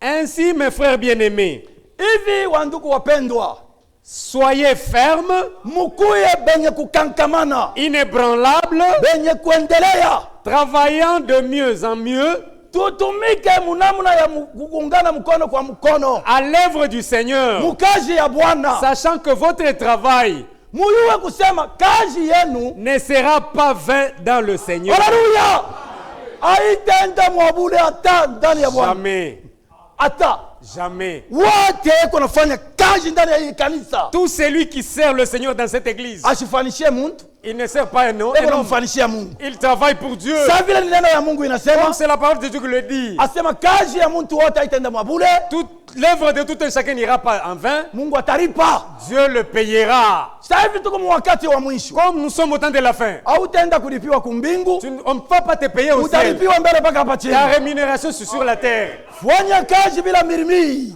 Fais un travail sans murmure. Travaille. Eske kanisa tuko Nous pamoja? sommes ensemble. Conducteur, Kiongozi, weze kuimba bila kuhuzunika. chantez sans pour autant regretter. Maripo iko wako. La rémunération est Maripo là. ya bantu ni ya kuharibika. La rémunération immédiate. Maripo ya Seigneur Jésus Corrompue. La ni ya rémunération furaha ya milele. éternellement. Interprète, Tafsiri. usihuzunike. Amen. Tumika na furaha. Travaille avec Mungu joie. ataripa. Te payera un jour. Amen. Dada uko La nafikoropa. sœur qui torchonne le Dada uko sang. napanguza bichi. La sœur qui est sur les Tumika na furaha. travaille avec Mungu joie. kumwisho. À la fin ici, Mungu atapanguza kila mtu Dieu wote va machozi. essuyer la larme de tout un chacun. Mungu amebariki Que Dieu vous sana. bénisse richement. Tunaamini Mungu wa kweli, Nous avons cru en un Dieu véritable wa kuachana na aba bote qui banaamini. est différent des dieux que les autres ont cru. Juu yeye vile alilaka Puisque le Dieu, anakalaka mpaka anabitimiza. ce qu'il a promis, il l'accomplit aussi. Juu alimilaka hivi. Il vous a promis ainsi. Anasema mwe mko bafiancé bangu. Il a dit, vous êtes mes fiancés. Tusome. Lisons d'abord. Osée Hosea, 2, sura ya pili, 21. sura makumi mbili na moja. Fiancé. Hosea, Kama mchumba. bwana besha kufiancé kama bwana kometa kushia mapapa. Atauza. Ton fiancé te dit, je vais te Parce payer que des kuna wewe mapendo. Puisqu'il a encore de l'amour avec toi. Hawezi kulanda. Il ne peut jamais te mentir. Osée 2 verset yake ya 21. Osée 2, 21. Je serai ton fiancé pour toujours. Mitakuya mchumba wako. wakati yote. Je serai ton fiancé par la justice, Mimi nitakuwa mchumba wako muwaki, la droiture, mukujoloka la grâce na munema et la miséricorde. na mubuluma. Haleluya. Amen. Je serai ton fiancé par la fidélité Mimi nitakuwa mchumba wako mubwaminifu et tu reconnaîtras l'Éternel. na utajua kusema ni wa milele. Haleluya. Amen. Kweli frère. C'est vrai, frère. Kama ina tu huyu fiancé wetu, Si ce n'était pas notre fiancé, kama tueneane, on ne devrait pas être complet ici. tunaisha kufanya mambo mingi. On a fait tant de gaffes. Hapa tuko na mambo Ici mingi. où nous sommes, nous Mais avons tant de fiancé problèmes. wetu. Mais notre fiancé Hapo natuchunga. est en train de nous Hapo natusamehe. Ils sont en train de nous Tuko wenye pardonner. kuchungiwa naye. Puisque nous sommes fiancés à lui. Kama ilikuwa ni muntu, Si c'était un homme, kama isha kuvunja bukwe. un humain, il devrait déjà divorcer. Briser la fiancée. Mungu amebariki Dieu sana. vous bénisse. Tunapata fiancé mzuri. Nous avons eu un bon fiancé. Tubakie pa sauti ya Mungu bien-aimé. Restons sur la parole de Dieu, Mungu bien-aimé. anatupenda. Dieu nous aime tant. She batoto babantu. Nous, les enfants des hommes, Anakuwa kuituoa. il est venu nous marier Toa kupitia neno. au travers de sa parole. Tunapaswa kuwa na Nous furaha devons avoir la joie, hata mu maisha tu ya mwili. même dans la vie charnelle. Unaenda tu kwa mtu asema frère senga mimi nakuwa mtoto Vous yako. allez chez quelqu'un, frère, c'est que je vais pas Utasikia furaha sana. je serai en joie vraiment. Sasa Yesu Maintenant, Jésus, anakuwa kuowe wewe. il vient te prendre Anakuwa toi. wewe. Il vient me Ni furaha prendre moi. je. C'est quelle sorte de joie que j'aurai? Mungu anatupenda. Dieu nous aime tant. Tubakie peko mikono ya Yesu. Restons dans les mains de Dieu. Matthieu 25 Mathayo 25 mstari ya 10. verset 10.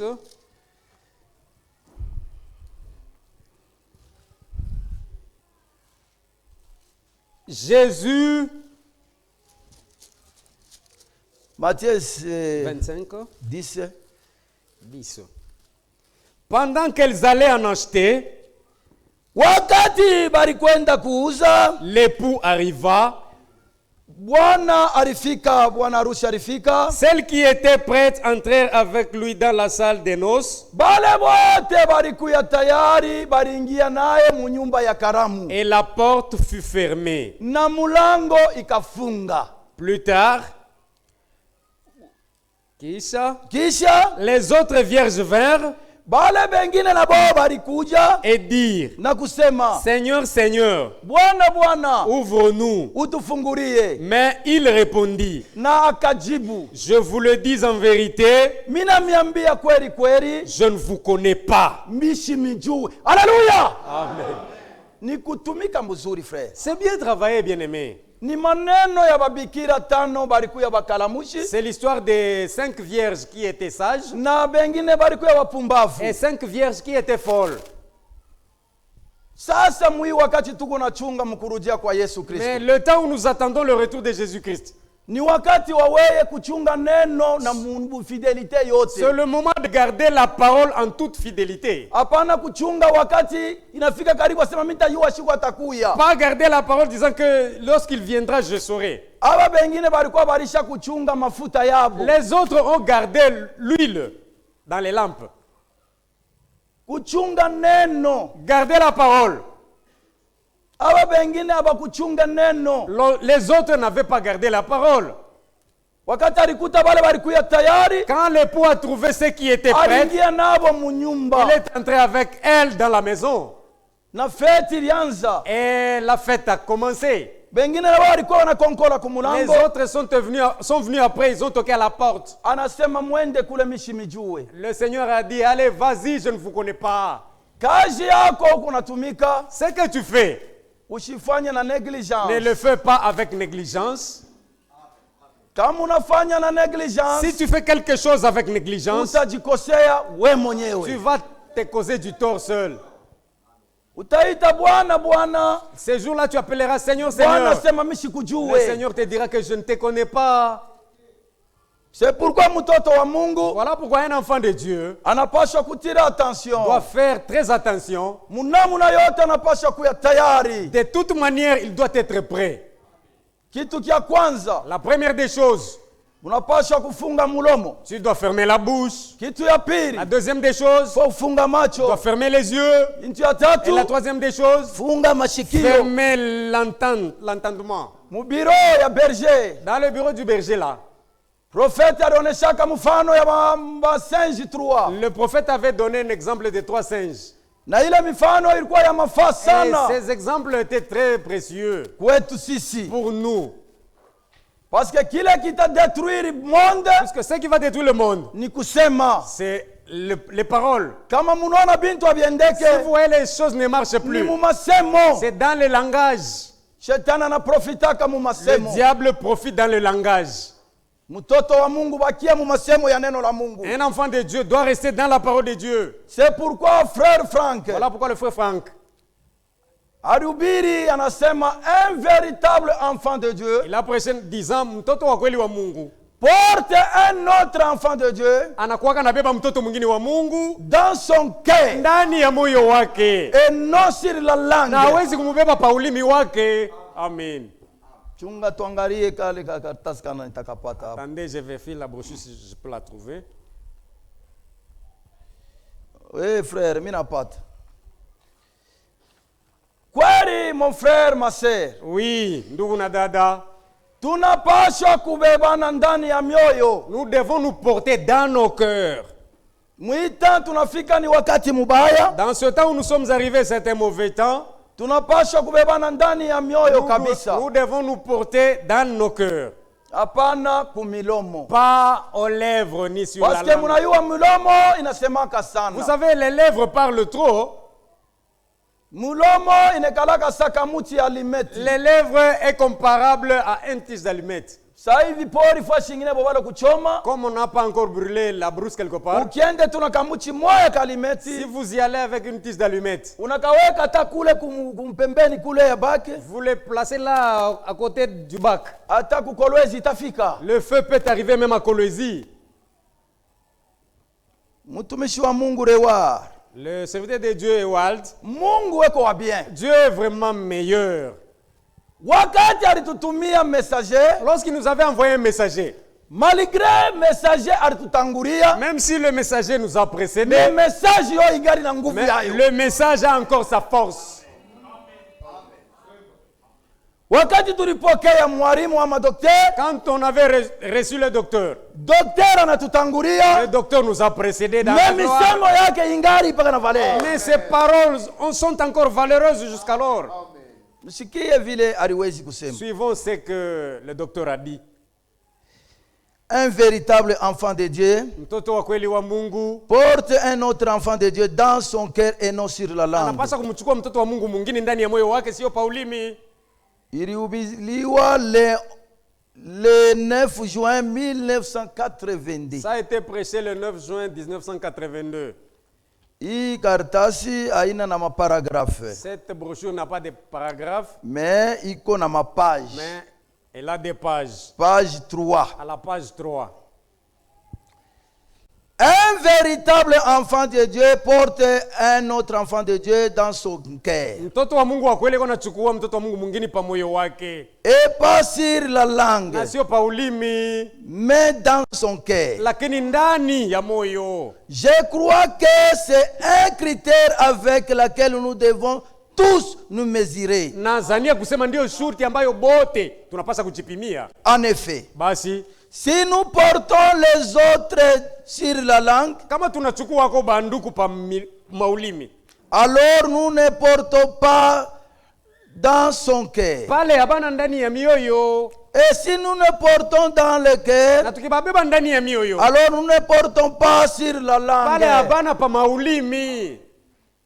Est-ce que kanisa tuko pamoja? Ils sommes ensemble. Oui, sœur, oui, frère. Ndio ndugu, ndio dada. Kama unamubeba ndugu yako kumilomo, Si vous portez votre frère sur les lèvres, frère, unaona kale kankochi kanavalo ni mimi voyez le nilipaka costume. kwa magasin kwangu. C'est moi qui le lui avais donné à mon magasin. Unaona? Voyez. Mulomo vile iko. Voyez les lèvres. Ule dada ule unakuta hii mashiku ni Là, vitu sont vile là. wapako kambeke Comme tellement chikabunga. c'est moi qui lui ai remis un seau de maïs. Hein. Kama kwa ule ashukwe kwa kama shukuri. Si elle n'était pas passée par chez moi, elle ne devrait pas manger. Hein. No, no, Hapana, no, no, hapana, no. na hapana. Kama unamupenda ndugu yako, Si vous aimez votre umbebe prochain, ndani ya moyo. portez-le dans votre cœur. Njo namna ile shebote tunapaswa kufika mwile kipimo. C'est le niveau dont tous nous devons atteindre. Michel konasema hivi. Michel dit ceci. Michel 7, tusome frère. Mika sura 7.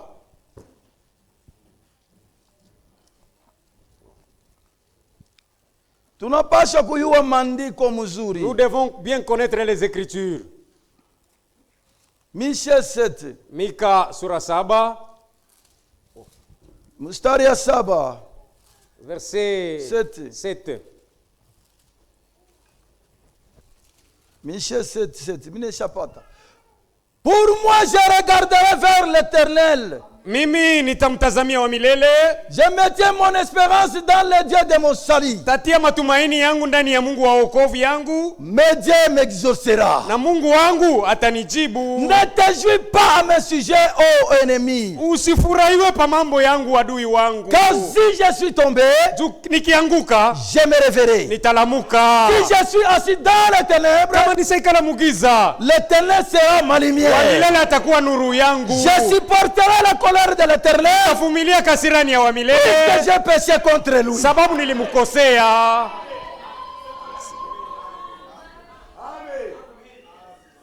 Beba ndugu yako ndani ya moyo. Porte ton frère dans ton cœur. Inenea. Cela suffit. Mungu amebariki Que sana. Dieu vous bénisse. Tuko mu wakati ya mwisho. Nous sommes au temps de la fin. Wakati mubaya. Un mauvais temps. Mungu mzima, Dieu vivant, Jésus Christ, Yesu Kristo, mukuchakula kwake, dans son choix, alichakula na Yuda alikuya il pale. a choisi même Judas, c'était au milieu d'eux. Balitembea na Yuda, Il a marché avec Judas. balikulia na Il a Yuda, mangé avec Judas. mais alikuwa na roho yake ndani mubaya. Mais Judas avait un mauvais esprit en lui. Ilifika wakati moya Il fulani, est arrivé à un certain moment, Yuda Judas, mukupenda makuta, en aimant l'argent, étant cupide, makuta, l'argent, anaenda kujisha Bwana Yesu Kristo. il a vendu le Seigneur Jésus-Christ. Jésus Christ Jésus-Christ alikuwa na esprit ya discernement. avait l'esprit de discernement. Sa vile ni Mungu mzima, Comme il est un Dieu vivant, alikuwa alisha kumuvumbula. il a découvert déjà.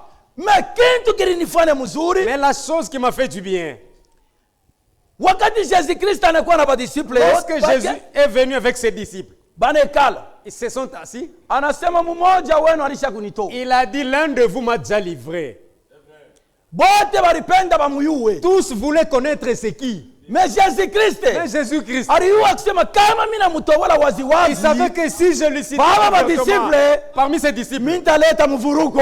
je mettrais du désordre. Haleluya! Amen. Alifuchika. Jésus a caché d'abord. Bwana Mungu amebariki Que sana. le Seigneur Dieu vous bénisse. Alipenda kuchunga. Jésus a voulu garder.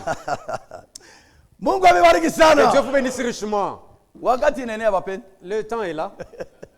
Nisome kamaya. Je vais lire une Maya seule bule. écriture. Une seule écriture. Proverbe 19:7. Mezali 19 mstari wa 7. Proverbe 17. Proverbe 19, 7. Oui, frère. Tous les frères du pauvre, Non, chunga mbele frère. Proverbe 17. 9. Unashapata?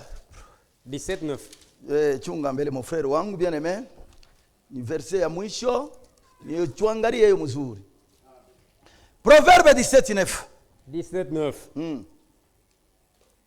17:9. Celui qui couvre une faute Ule eko nafichika nkosa, cherche l'amour. eko natafuta mapendo. Et celui qui la rappelle Ule eko naikumbusha. dans ses discours divise les amis. Haleluya! Amen. Bwana Mungu amebariki. Que le Seigneur Dieu vous bénisse. Hakuna Mungu kama wewe, hakuna kama wewe, hakuna Mungu kama wewe, hakuna mwingine kama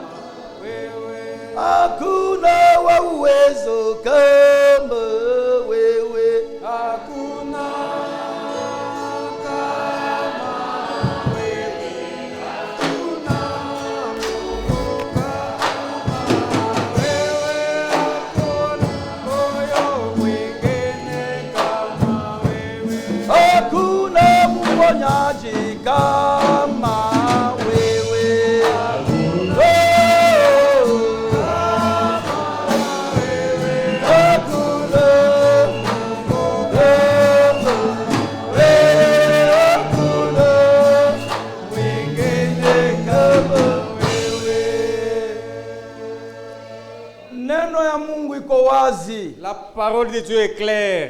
Ndugu yangu mpendwa, tata yangu Mon mpendwa, frère et ma soeur bien-aimés, tuko mu wakati wa mwisho. nous sommes au temps de la fin. Mademo yote inaisha kufika mwi wakati ya mwisho. Les démons de tous les âges se sont accumulés dans cet Inakomea âge. kabisa. Ils ont grandi. Iko natafuta ni nani wanawezi kuingia naye mumoto. Ils recherchent avec qui entrer dans le feu. Me shetani ashikumbake muntu hata Mais moya. le diable n'avait créé personne. Shebote tuko batoto ya Mungu. Tous nous sommes enfants de Dieu. Kama uko mtoto ya Mungu, Si tu es un enfant de Dieu, sa vile auyabatizako mu mai mingi mu jina la Yesu, comme tu n'as pas été baptisé en beaucoup d'eau dans le nom de Jésus-Christ, usishikie haya. n'aie pas honte. Leo njo siku yako. Aujourd'hui, c'est le jour de ton Kama salut. uko hapa, nyangula mkono yako. Si tu es ici, mets ta main à l'air. Tutakwenda kubatiza mu Nous- mai mingi mu jina la Nous Yesu, irons te baptiser dans beaucoup d'eau au nom de Jésus-Christ. na utakuya rafiki wa Et Mungu, tu seras l'ami de Dieu. na utatembea pamoja na Et tu Mungu. marcheras avec Dieu. Ng'ambo ya badada ni nani ananyangula mkono Du yake? côté sœur qui est là, Dada wa kwanza, Mungu akubariki la sana. première sœur, que Dieu te Mungu bénisse. akubariki, Que Dieu te barikiwe. bénisse. Ng'ambo ya banduku ni nani Du mwingine? côté frère qui est là, Ng'ambo ya banduku anapenda tumbatize mu mai celui qui mingi. veut être baptisé dans beaucoup d'eau. Dada wa pili, Mungu akubariki La dada. deuxième sœur, que Dieu te bénisse. ma sœur. Que Dieu te bénisse. Nani mwingine? Qui est là? Watatu ni nani?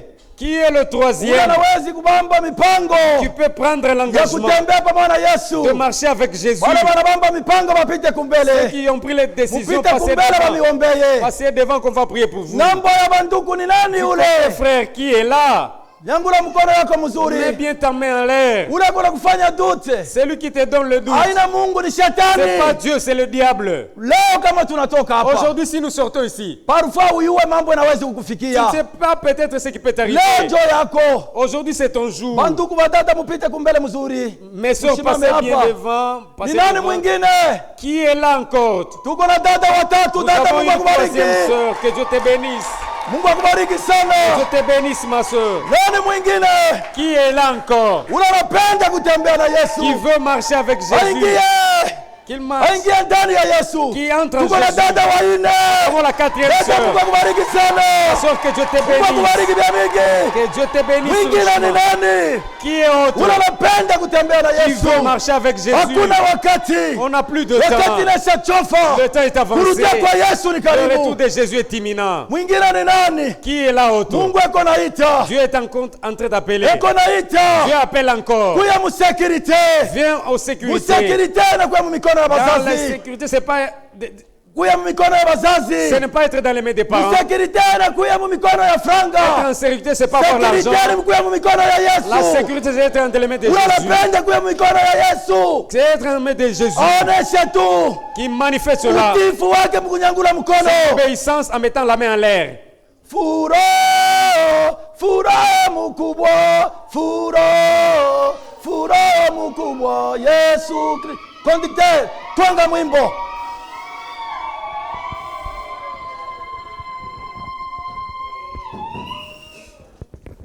Ule anataka akuye hapa, korali iko naimba, Celui qui veut être baptisé, qui passe devant lorsque la chorale chante, watamwombea. on va prier pour lui. Atakuwa kandida mzuri wa Yesu Kristo. Et tu seras un bon ami de Jésus-Christ.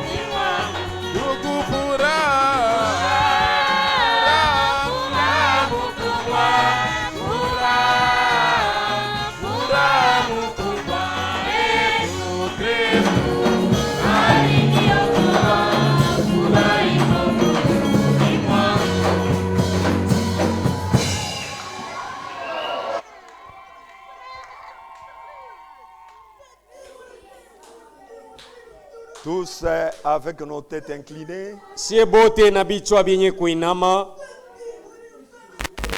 nous appelons le frère Serge. tunamwita kwa ndugu Serge. Il va prier pour toute l'église Ataiombea kanisa yote et prier pour les âmes qui viennent au Seigneur. na kuombea manafsi ambayo inayomwamini Bwana.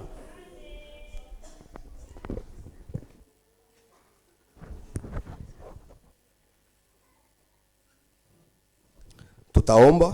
Nous allons prier.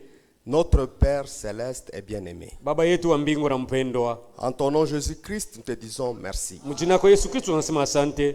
Merci parce que toi, grand Jéhovah, Asante sababu Yehova mkubwa tu es venu sur cette terre ulikuwa pa hii dunia pour prendre notre place. juu ya kuibeba fazi Et yetu, tu as versé ton sang à la croix de na Golgotha. ulimwanga damu yako pa msalaba wa Golgotha. Et aujourd'hui, nous ne sommes plus des enfants des hommes, Na leo hatuna tena batoto ya batu, mais nous sommes tes fils. tunakuwa batoto yako weye. Voilà pourquoi nous te disons merci. Ndio maana yenyewe tunasema asante. Merci pour le salut. Asante kwa wokovu, Merci pour tout ce que tu fais pour nous. asante kwa kiote unatutendea. Devant nous, nous avons les âmes, Seigneur. Mbele yetu tuko na manafsi Bwana. Ces âmes, c'est toi qui les as appelées. Haya manafsi ni wewe anayaita. Toi, tu as dit, personne ne peut venir à toi si le Père ne l'attire. Ulisema hakuna anayekuja kwako kama baba yamuita. Et Seigneur, tu connais ce chemin. Na Bwana unajua njia. Il y a beaucoup de choses qui se passent. Muko vitu mingi vinafanyika namu. Mais ceux qui sont de toi Lakini bako ne seront jamais perdus. abatapoteaka. Merci Seigneur. Asante Bwana. Tu as été avec nous Ulikuwa nasi du début jusqu'à la fin. mwanzo mpaka na Tu mwisho. nous as parlé comme un père qui parle à ses enfants. Unasema nasi sawa baba yako anaongea na batoto Et tu yake. nous as dit de bonnes choses. Na unatuambia vitu vizuri. Nous croyons à ta parole. Tunaaminia neno Nous yako. croyons à ton avènement. Tunaaminia kuja kwako. Réellement, tu es à la porte. Kweli uko Et tu mlangoni. toques à chaque Na porte du uko na cœur. kokola kwa kila mlango wa moyo. Oh Seigneur, merci. Bwana asante. Bénis cet ensemble. Bariki makutano. Bénis le berger de cet Bariki ensemble. mchungaji wa makutano. Bénis les offices. Bariki maofisi. Bénis tout le monde, Seigneur, qui est Bariki ici. kila mtu mwenye kuwa hapa. Nous voulons ce jour-là quand tu viendras. Tunapenda siku ile utakuya Que tu nous trouves prêts. utukute tayari. Parce que tu viendras prendre une église prête. Maana utakuwa kanisa yenye kuwa tayari. Oh Seigneur. Oh Bwana. Voilà que nous voulons nous séparer. Angalia tunataka Mais kuachana. nous ne voulons pas quitter ta parole. Lakini hatutoke Que hatupendi cette kutoka parole neno nous yako. accompagne Hii neno yako tusindikize. dans nos maisons Mwetu et manyumba partout, Seigneur. nafasi yote Parce Bwana. que le temps est mauvais. Sababu wakati ni Nous ne mbaya. voulons pas nous écarter de ta Hatupende parole. kwenda mbali na neno Nous voulons yako. rester dans la limite de ta Tunapenda parole. kwa mipaka ya neno yako. Aide-nous, Seigneur. Utusaidie Tu as Bwana. dit sans moi vous ne ferez Ulisema bila rien. mimi hamtafanya Viens nous kitu. secourir en toutes Uje choses. utusaidie mkila kitu. Nous croyons que tu le feras. Tunaamini kusema Tu as utaifanya. dit quand vous priez, Ulisema wakati Mungu naomba. croyez et Aminieni. vous verrez la chose Na mtaona arriver. kile mnaomba kufika. Seigneur notre Père, Bwana baba nous yetu. te demandons avec foi, Tunakuomba na imani car c'est dans le nom puissant sababu ni mjini ya uwezo et précieux na ya damani notre Seigneur ya Bwana Jésus-Christ wetu Yesu que Kristo. nous t'avons ainsi prié. Tunaomba hivi. Amen. Amen.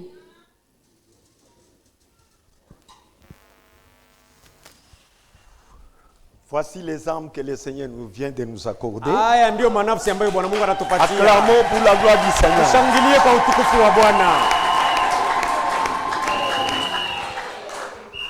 Les diacres peuvent les prendre. Wasemaji mnaweza kubabeba. Qu'il ait quelqu'un déjà pour les exhorter. Uwe kuna mtu akwenda kubaonya. De la manière dont le baptême se passe. Mnamna ubatizo iko nafanyikana. Ma sœur, suivez aussi. Dada ubafate na wewe. Ubafate kule. Il y a les vêtements de réchange, ne vous en faites pas. Mavazi ya kubadilisha iko hako msichanganikiwe. C'est une grande moisson. Hii ni mavuno kubwa eh? Dans ces temps difficiles, Mwi wakati ya shida. Dieu est en train de faire son travail. Mungu yuko anafanya kazi yake. Nous sommes reconnaissants pour cela. Juu ya ile tunamshukuru. L'Esprit du Seigneur nous parle sur les derniers jours. Roho wa Bwana alikuwa anatusemezea juu ya siku ya mwisho. Dans ces derniers jours, Mwi siku ya mwisho hii. il y a des esprits qui agissent. Muko maro mbili iko inatumika. L'esprit du diable Roho wa shetani et l'esprit de Dieu. na roho wa Mungu. Satan fait tout Shetani kunafanya yake yote pour amener les gens, juu apeleke batu même les gens des églises, ataba makanisa dans l'esprit du dernier jour, bajikute muroho ya siku za mwisho conformément au monde. kufuatana na vile dunia iko. C'est ça Satan. Ile ndio kazi ya shetani.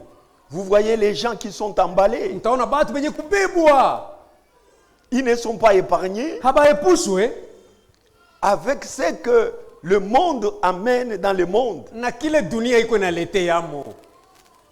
Les gens veulent être comme le monde. Batu beko banapenda kuwa sawa ba dunia. Les hommes veulent équiper leur maison comme le monde. Batu beko banapenda kupamba yabo manyumba sawa ya dunia. Les gens veulent s'habiller comme le monde. Batu beko banapenda mvalio wa dunia. Et toutes ces choses-là, Na hivi vyote c'est Satan qui amène le monde dans l'esprit du dernier jour. ni shetani iko na shawishi dunia inaenda muroho ya siku za mwisho. L'esprit de Satan dans les derniers jours, Roho ya shetani mwi siku za mwisho c'est amener les gens dans l'esprit du dernier jour ni kufikisha batu muroho ya siku za mwisho selon le monde. kufuatana na vile dunia iko. Dieu aussi Mungu naye est en train de travailler eko anatumika au moyen de son esprit kupitia roho yake pour amener son peuple ili afikishe taifa pour amener yake, son église afikishe kanisa yake dans l'esprit du dernier jour roho ya siku za mwisho de l'église. ya kanisa. Est-ce que vous comprenez? Unaelewa? L'esprit de Dieu est à l'œuvre Roho ya Mungu iko inachapa kazi pour amener les enfants de Dieu, les enfants de Dieu ya kupeleka batoto ya Mungu à entrer baingie dans l'esprit du dernier jour roho ya siku za mwisho de l'église. ya kanisa.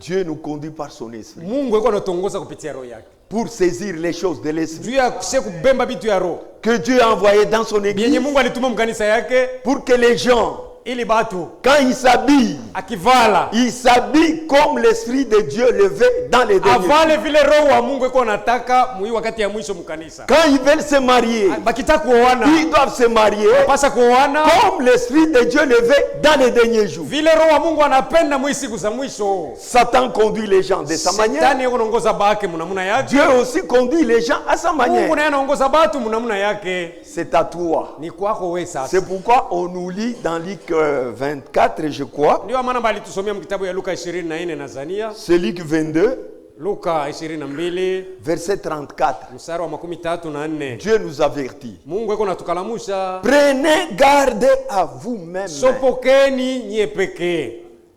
Ce n'est pas le temps de courir derrière les gens. Haina wakati ya kwanza kufuatafuata watu hii tena. Oh, sœur, ne fais pas Oh, ça. dada, usifanye Frère, ne hiki. fais Ndugu, pas ça. acha hiki. Non. Hapana. Chacun doit être conduit Kila mmoja anapasha par kuongozwa l'esprit qui l'anime. na ule roho iko namsukuma. Prenez garde à vous-même. Sopoka we peke. Ce n'est pas le pasteur qui doit veiller sur Haina toi. mchungaji anapasha kukesha tena juu yako. Et les jours où je ne serai pas là, Sasa siku ile sitakuwa hapo. les jours où le diacre ne sera Siku ile pas là, basemasa batakuwa hapo. prenez garde à vous-même. Sopoka we mwenyewe. Veillez sur ton âme. Kesha pa nafsi yako. Que dit la parole de Dieu? Neno ya Mungu inasema hapo Si nini? ce que tu veux faire, Pa kile unataka kufanya. consultez la parole de Dieu. Uliza neno ya Mungu.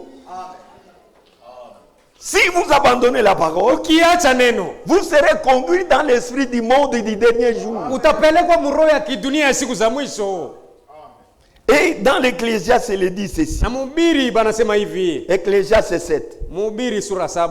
Parce que nous sommes à la fin. Du tuko kumwisho. La Bible dit au verset 8. Biblia inasema mstari wa 8. Mieux vaut la fin d'une Ni chose mzuri mwisho ya kitu que son commencement. kuliko hata mwanzo wake. Le début était bien. Mwanzo ilikuwa mzuri. Chacun criait. Kila mmoja alikuwa analalamika. Chacun donnait témoignage ce Kila message. mmoja alikuwa anashuhudia hii ujumbe. Oh, nous irons au ciel. Oh, tutaenda mbinguni. Le début c'est bon. Mwanzo iko mzuri. Mais c'est la fin qui compte. Sasa mwisho ndio yenye kwa mafaa. Israël est sorti Israeli alitoka avec des cris de joie, na makelele ya des furaha. clameurs, Mashangwe, des chansons. nyimbo. Deux sont entrés. Ni bawili bule baliingia. La fin. Mwisho C'est ça le problème. ndio yenye shida. Prenez garde à vous-même. Sopoka we moya. Dieu est en train de nous avertir Mungu yeko anatukalamusha d'une manière ou d'une autre. munamuna hii na munamuna On ingine. doit tirer attention. Tunapasha kukeba ange.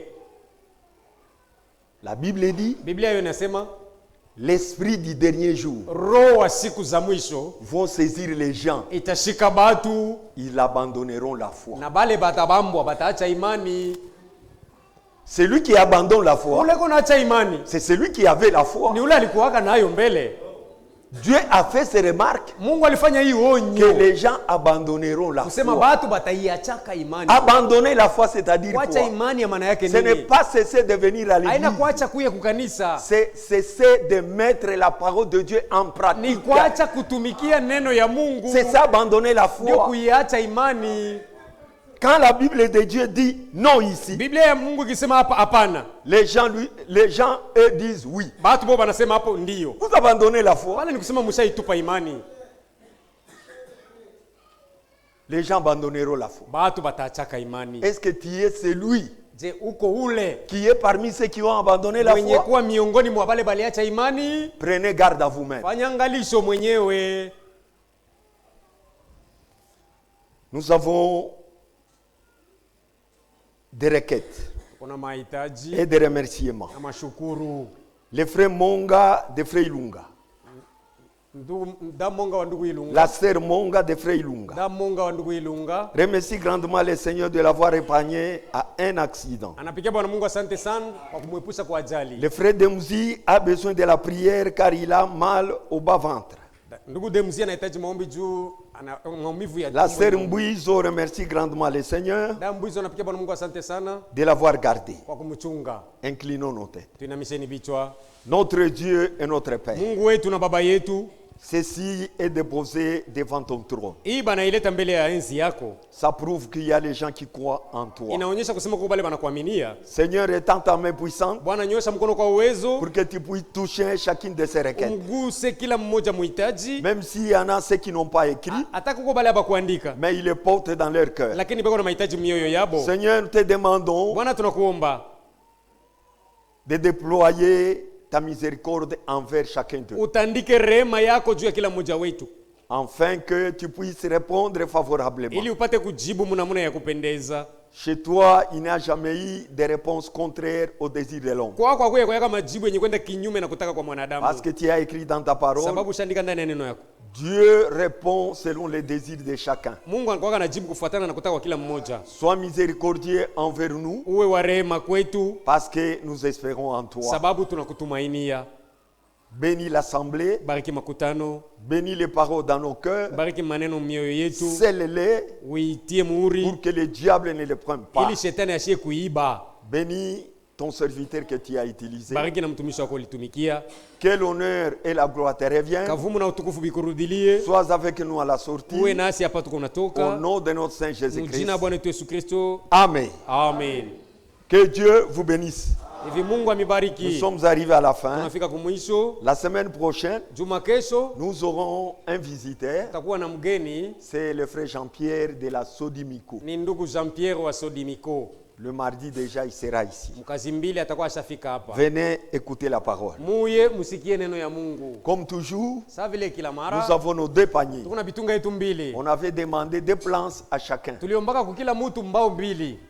Je ne sais pas s'il y en a ceux qui ont déjà donné tous les 26 000. Sio kama mkubali bashamalizia ile makuta yote. C'est très bien. Ni ya mzuri kama Si vous n'avez mshamaliza. pas accompli la somme totale, Kama bado haujaenesha, continuez à donner. endelea kutoa. Nous voulons commencer à toller notre bâtiment de l'école de dimanche. Tunapenda kubandika malata hapa masomo majengo yetu ya masomo ya shule ya Muyenga. L'église vit avec l'argent des membres. Kanisa iko naishi na makuta ya bana memba yake. Nous n'avons pas une direction où nous recourons.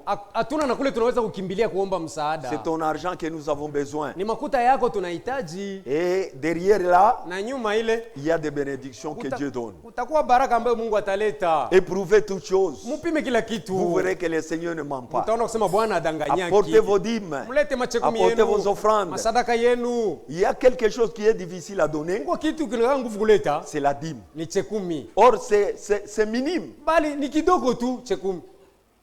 mais c'est difficile à Lakini donner. inalaka nguvu sana mtu Même kuleta. chez nous, les serviteurs. Sasa wenyewe watumishi.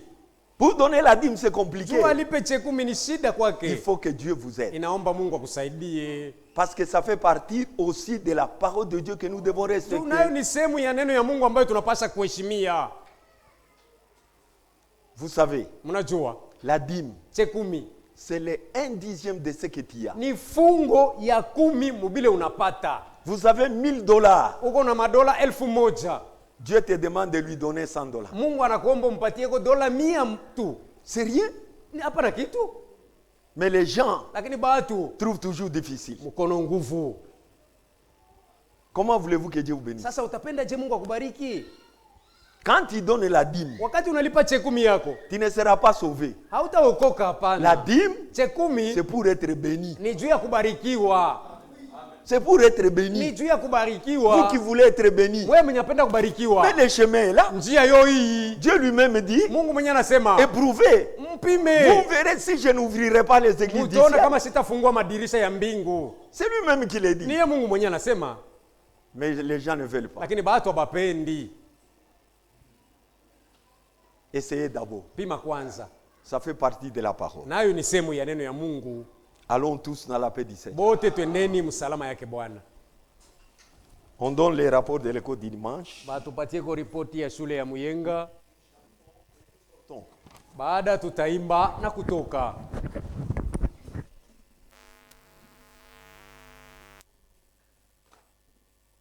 Bwana Mungu apate mbariki. Que le Seigneur Dieu vous bénisse. Tunakuwa mpatia kwa rapport ya école de dimanche. Nous venons vous donner le rapport de l'école de dimanche. Tulifunda na batoto mkitabu ya Jonas chapitre 1 verset 1 à 16. Nous avons étudié avec les enfants dans le livre de Jonas 1 à 16. Sujet, Kichwa ya mambo, histoire de Jonas. habari ya Jona. Nombre de garçons, Wingi ya batoto ya kiume 87. 87, Nombre de filles, batoto ya kike 97. 97, Total, bote pamoja 184. 184. Offrande, Sadaka yabo, pardon, samani. offrande, Sadaka yabo 29 000. ilikuwa 1029 franga kikongomani. Monditeur, Mwalimu frère Meshach. alikuwa ndugu Meshak. Bwana Mungu ambariki. Que le Seigneur Dieu vous bénisse.